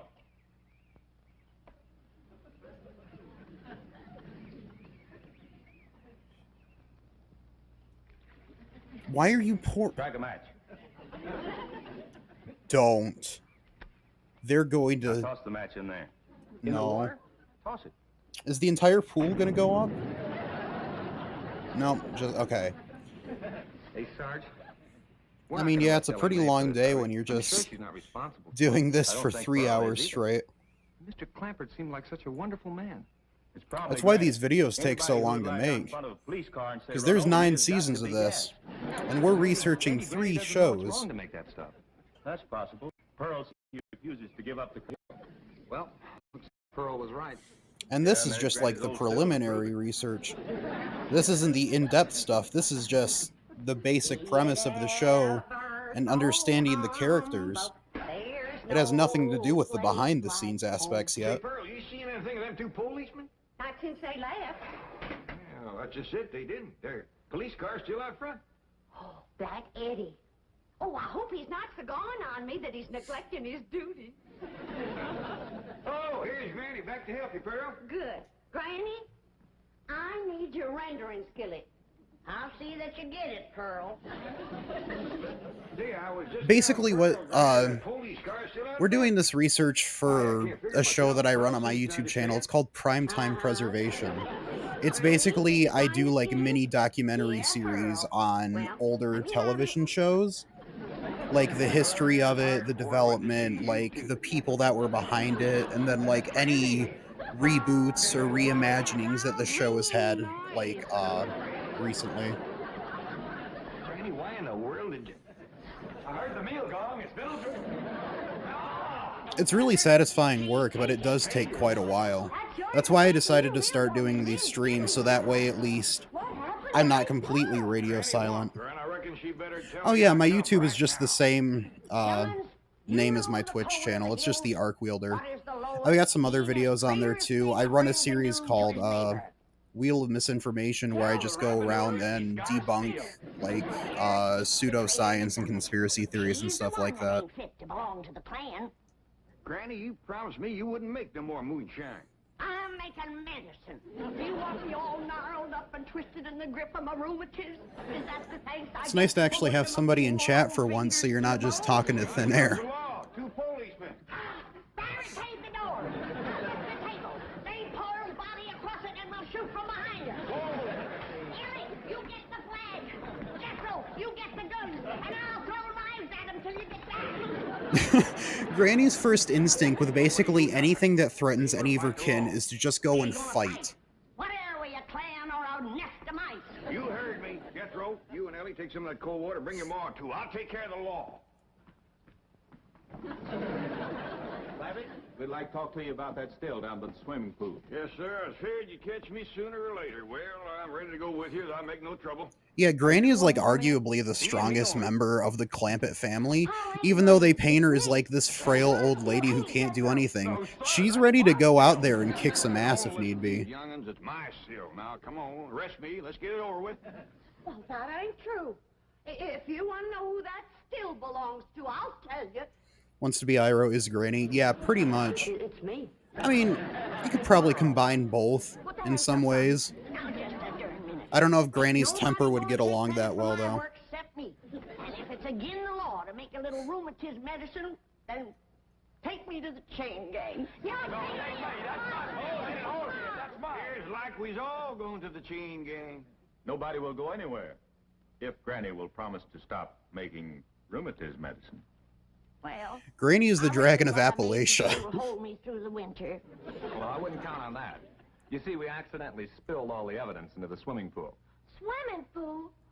Oh, poor You- Charlie. Who's Charlie? Oh no, did they dump all the shine into the pool?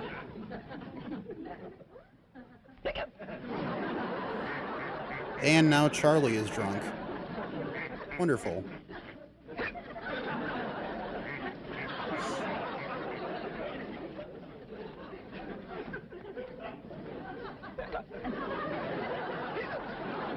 I wonder if ducks can actually hiccup.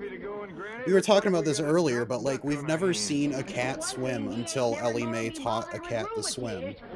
So now that I know cats can like legitimately swim other than like big cats, I wonder if ducks can hiccup. Duke steals a wife. So Duke is there still. We've seen all these dogs that Ellie Mae rescued from the animal shelter, but we haven't seen Duke in like 3 episodes. So I guess at least we know that he's still alive.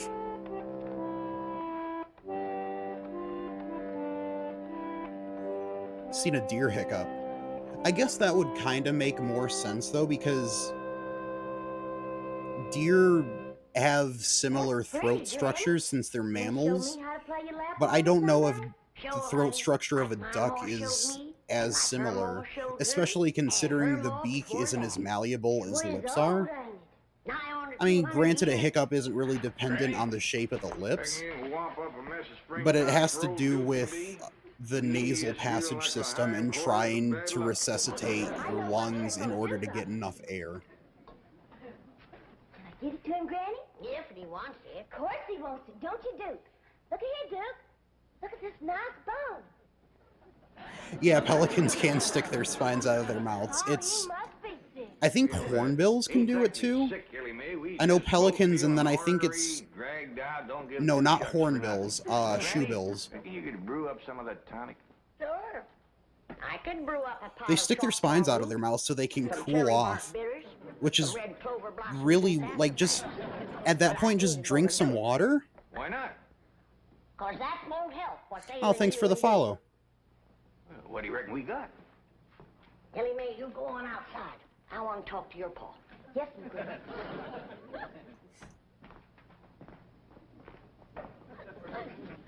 It ain't what you got. It's what you ain't got that's ailing you. Well, what is it we ain't got? Now, I could tell you in 3 words. Female company. Female company. I mean, you got kind of yeah. You got Ellie Mae, Pearl. Talking about female kinfolks. Oh, just like female Granny, friends. You suggest that you want you. Granny, You got Mrs. Hathaway. Or Miss Hathaway, sorry. Jethro wouldn't like it. Half too old. And a fine figure of a man, too.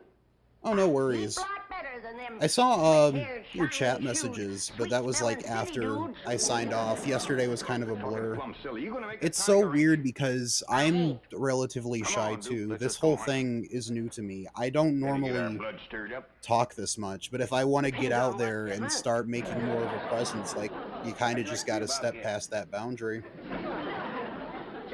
And when it's things that I'm familiar with, I'm more comfortable talking about it. Little Bobcat tracks. Reckon you get the idea?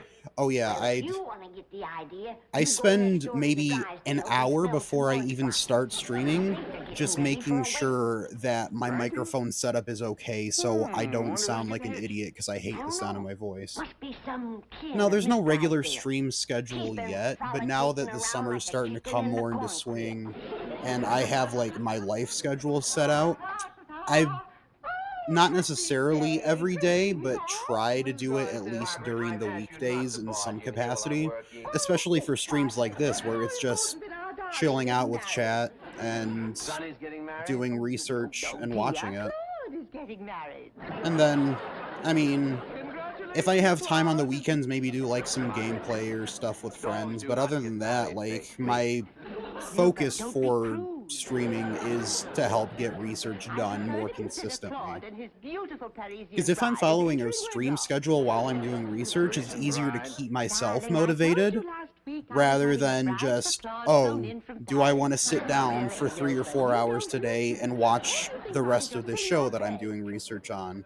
If I have people I can sit down and watch it with and actually, in a sense, be held accountable for it, it's easier to stay motivated. Had a clip and a manicure and a dye job. I thought he was a different color.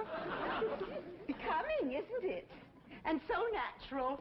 They say the dog had a dye job, but I bet it's actually just a different dog. Oh yeah, hold me accountable. That's the whole thing, is like, I want people to expect stuff of me, so that way I can stay motivated. I know that sounds kind of weird, but like, I want people to enjoy the content I make, but I have an issue with motivation sometimes, especially when I'm not in school, and it's easier to feel like I'm being productive. Let's all go home and meet the bride. Oh yeah, no worries. Well, don't you want to be there? Oh, more than anything else in the world, dear, but I'd better stay here and work. After all, It's hard too when I'm in school because I feel like my schedule becomes so full with everything. But then, like, I have a few weeks in between semesters in order to kind of get back on track. That's like the most recent video I made when I was on a trip to New York, because I just sat down, recorded all the audio the day before, and then just edited it all on the 9-hour drive. I got everything spick and span, and I'd like it to stay that way for a while. Well, now, listen, Pearl, wait a minute. My hat's in there and my box of cartridges. Here's your hat. There's your cartridges. Is Duke's wife going to be Mrs. Drysdale's dog? Otherwise, there's not really any reason that they would feature the dog in the episode. Oh, I was in New York for a college media convention, because I'm part of my college's newspaper team. Well, actually, I'm the editor now, which I would have never expected. But yeah, so now I'm the editor of my school newspaper, and we went to like a national college media convention. It was the first time I've been in New York too. It just would have been more ideal if it wasn't in March, like the day that COVID was announced as a pandemic.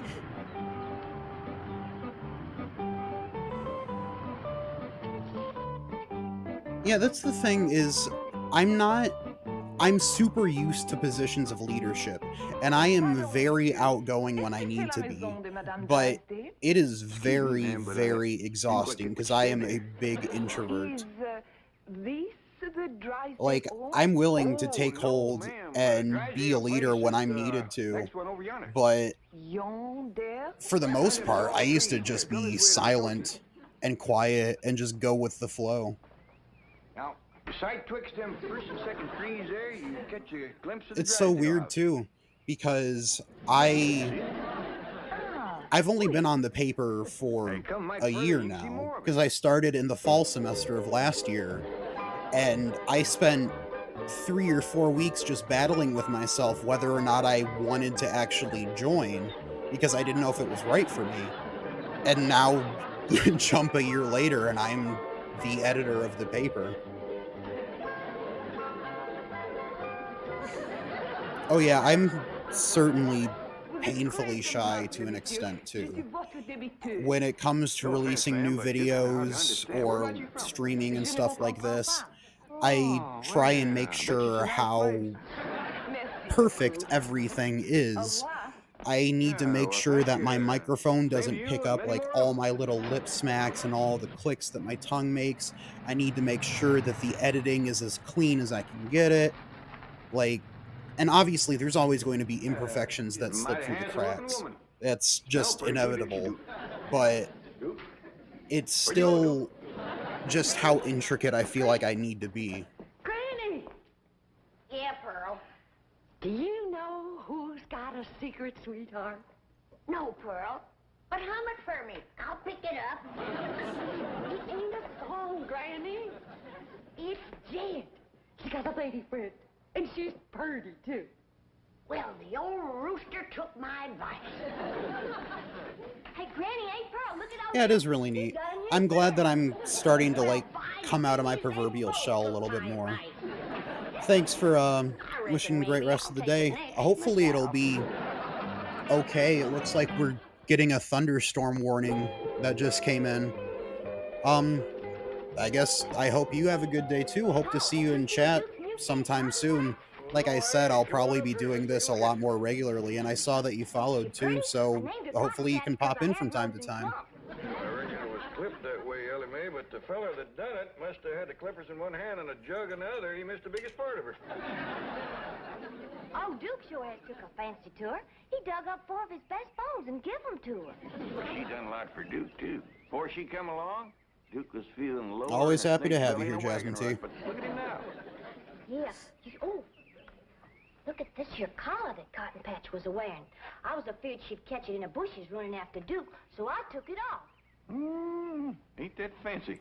Duke, are you sure you ain't after that girl just for her money? Reckon them's diamonds, Pa? Might could be. In the words of Jed Ellie, Clampett, y'all this come dog back now, belongs you to hear? Somebody that sets great store by her, too. Folks don't just get...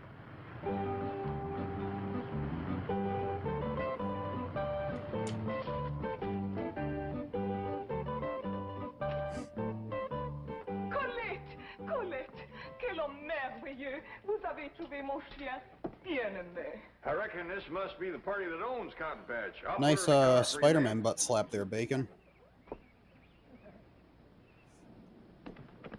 There you are, ma'am. Granny, I tell you, I seen it with my own eyes. Jed and this handsome-looking city woman walking along, arm in arm, just like they was a pair of lovers. Oh, that's sly old Dickens. Where was they? Right out front there and in broad daylight. Come on, I'll show you. Right where they were.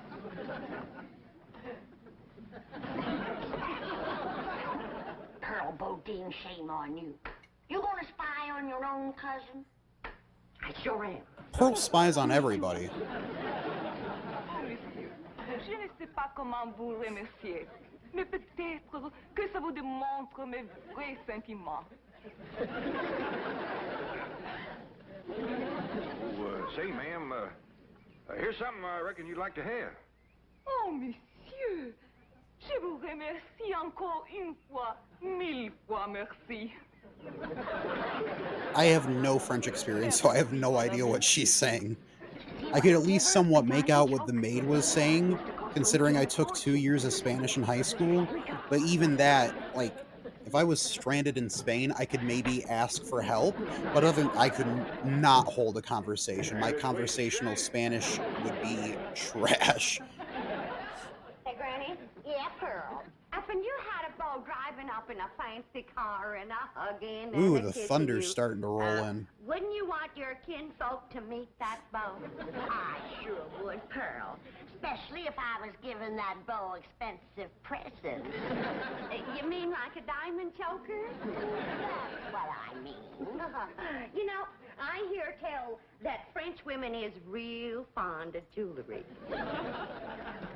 I think everybody's real fond of jewelry. Jewelry is just nice. You can leave off before you get started. All I was doing was returning that lady's dog, and that diamond choker was a dog's collar. Ah, okay. Say, Granny. I didn't catch that. What do you reckon that red stuff was smeared on Jed's cheek? I reckon he cut himself returning that dog. Either that or his lady friend scratched herself on his whiskers when she kissed him.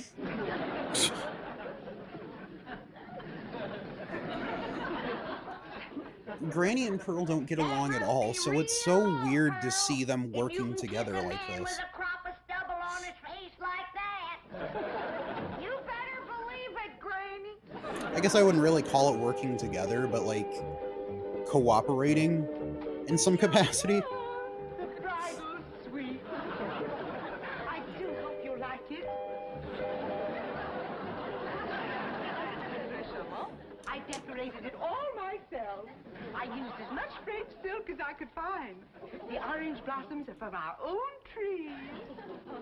And these are Claude's trophies. Ce sont à Claude. Oh, bon. Well, if everything is in order, I'd like to have Claude come in. He's never seen the bridal suite, nor his bride, of course. And here comes the rain.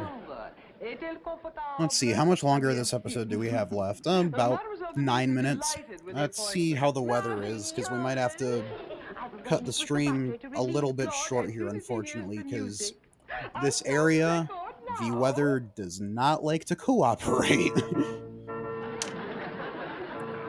Last time I streamed, well, not last time, but the time before that, when I was still getting started with everything, my internet cut out like an hour before I was going to end, and it did not come back on for like 3 hours. And then the day after that, when I was getting ready to stream again, power just went out. But everything is more set now, so hopefully it'll be relatively okay. I don't even remember when I started. I think I started at like 1, maybe?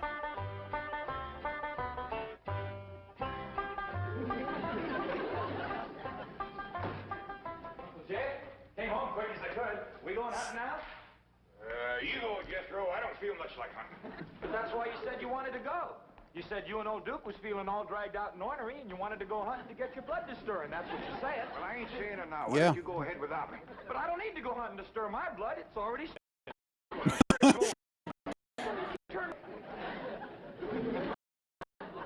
done shaved. Yeah, you can't tell at all. Come see Uncle Jed shaved in the middle of the day. I still think if Jed put a little wax and twisted up the end of his mustache, he'd get a pretty decent handlebar going on there. Oh, great clouds of buggy dust. He's got rolled off his stubble. Trimmed his mustache. In the middle of the day. I think just because of the compression, you can't really tell that he's shaved. You can definitely tell he got a haircut, and it looks good, but you can't really tell he's shaved all that much, because you can't see the stubble unless it's a close-up like this. Why, Cousin Jed, that ain't a nice thing to call your sweetie. Jed got a sweetie? City woman. Talks foreign. Drives a sporty car. Dresses to the teeth. Wears jewelry. Given to her by your Uncle Romeo. Happy Jed. Diggity. Oh, am I gonna have a new mom? Oh, you ain't. Oh, I God. ain't gonna listen to more of Why'd you this, gotta say it like that, Ellie Mae? Now you made me sad.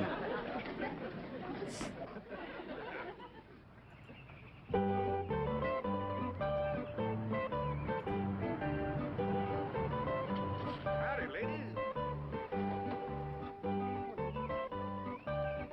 Mademoiselle Denise, Monsieur Clampett. Hey, Miss Hathaway. Oh, you two have met. Yes, ma'am. Mais Monsieur Clampet a changé. Clampé. Oh, shucks, just 'cause I mowed off my whiskers and combed my hair. Very becoming. Oh, will you keep Duke here? He's upsetting the wedding ceremony at the Drysdales. It ain't her that's getting married, is it? Oh, no, indeed. Monsieur, je vous préfère comme vous êtes. Sans barbe. We have to hurry. Now, you will keep Duke here. Yes, ma'am. Monsieur Clampett garderait le chien ici. Ah, vous êtes toujours si aimable et obligeant. And there goes the thunder again.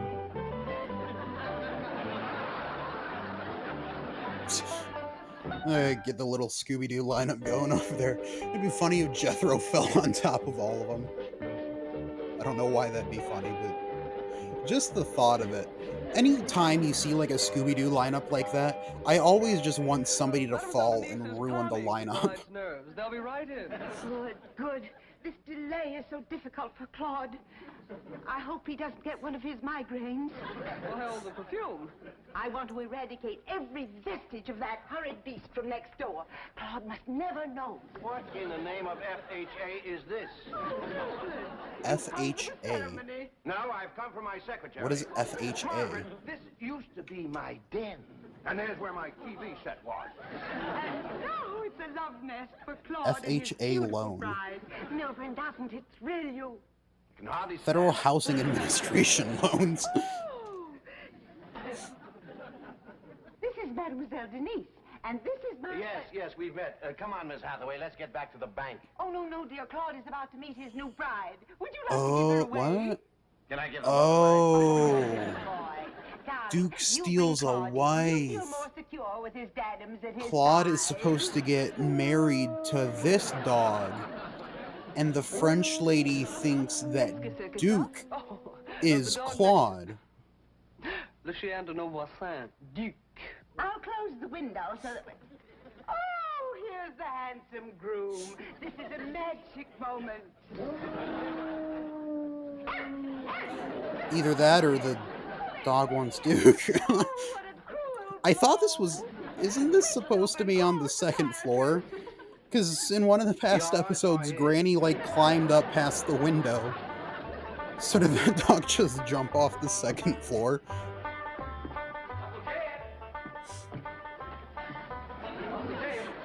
Is we going hunting or are you going courting? What you talking about? I ain't going courting. Then we's going hunting. I didn't want to go hunting. Now you go yourself and take Duke with I you. like that mindset, Duke don't Jethro. want to go hunting. Well, he's outside right now, frisking around with that there white dog that Ellie Mae calls Cotton Patch. She sure is. Old Duke's happier than a cat at a fish fry. He's running and jumping and just playing around and... What are you holding under the table, Uncle Jay? None of your business. Now get up. Why, you're polishing your shoes. Hey, Mom! Granny, Ellie Mae! Uncle Jim's polishing his shoes and it ain't even Sunday. Aw. You do make more racket than a jackass in a tin barn. Claire, this is the nosiest family a man was I ever love these burdened with. colloquialisms. Well, look at them shoes, all fresh oiled. That's in your laces, too. And them's his best socks. And it ain't even Sunday. Son, every day's Sunday when you're in love. How that takes Is that the rag true? off in the bush. Because Sundays are pretty lazy days, at least for most people I know. I don't think you want every day to be a lazy day when you're in love. You ain't never oiled them? Young'un, you go and get outside. Granny and me's got some grown-up things to say. I ain't gonna listen to no more fools. Now, Jed, you hadn't ought to fight against romance. You're Fight still against young it, and Jed. good-looking, and you're Don't rich, let these too. two witches collaborate and set you up. Young and good-looking. I don't like it when Granny and Pearl get along. Dug something out of the mothballs for you.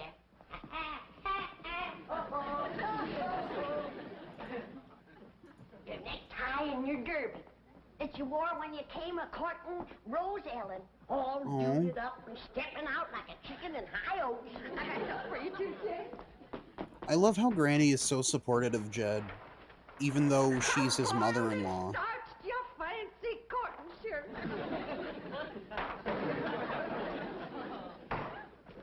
I'm gonna put this stuff back And where again, it belongs, and I don't want to hear what was no her name? more Rose words about Ellen? romance. That's such a nice name.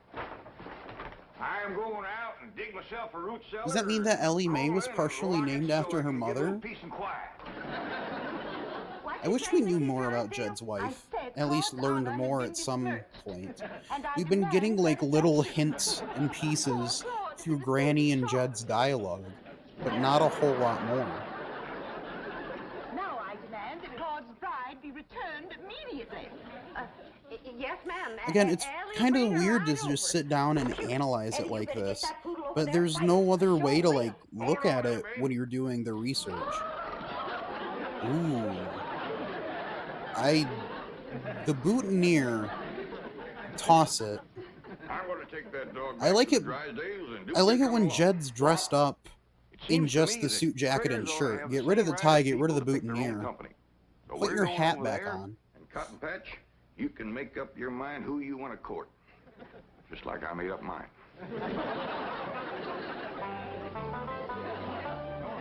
I mean, he looks good. It's just compared to his normal dressed up state, it doesn't look as... I mean, I guess it looks nicer, but it doesn't look as Jed. It doesn't look like something Jed would wear.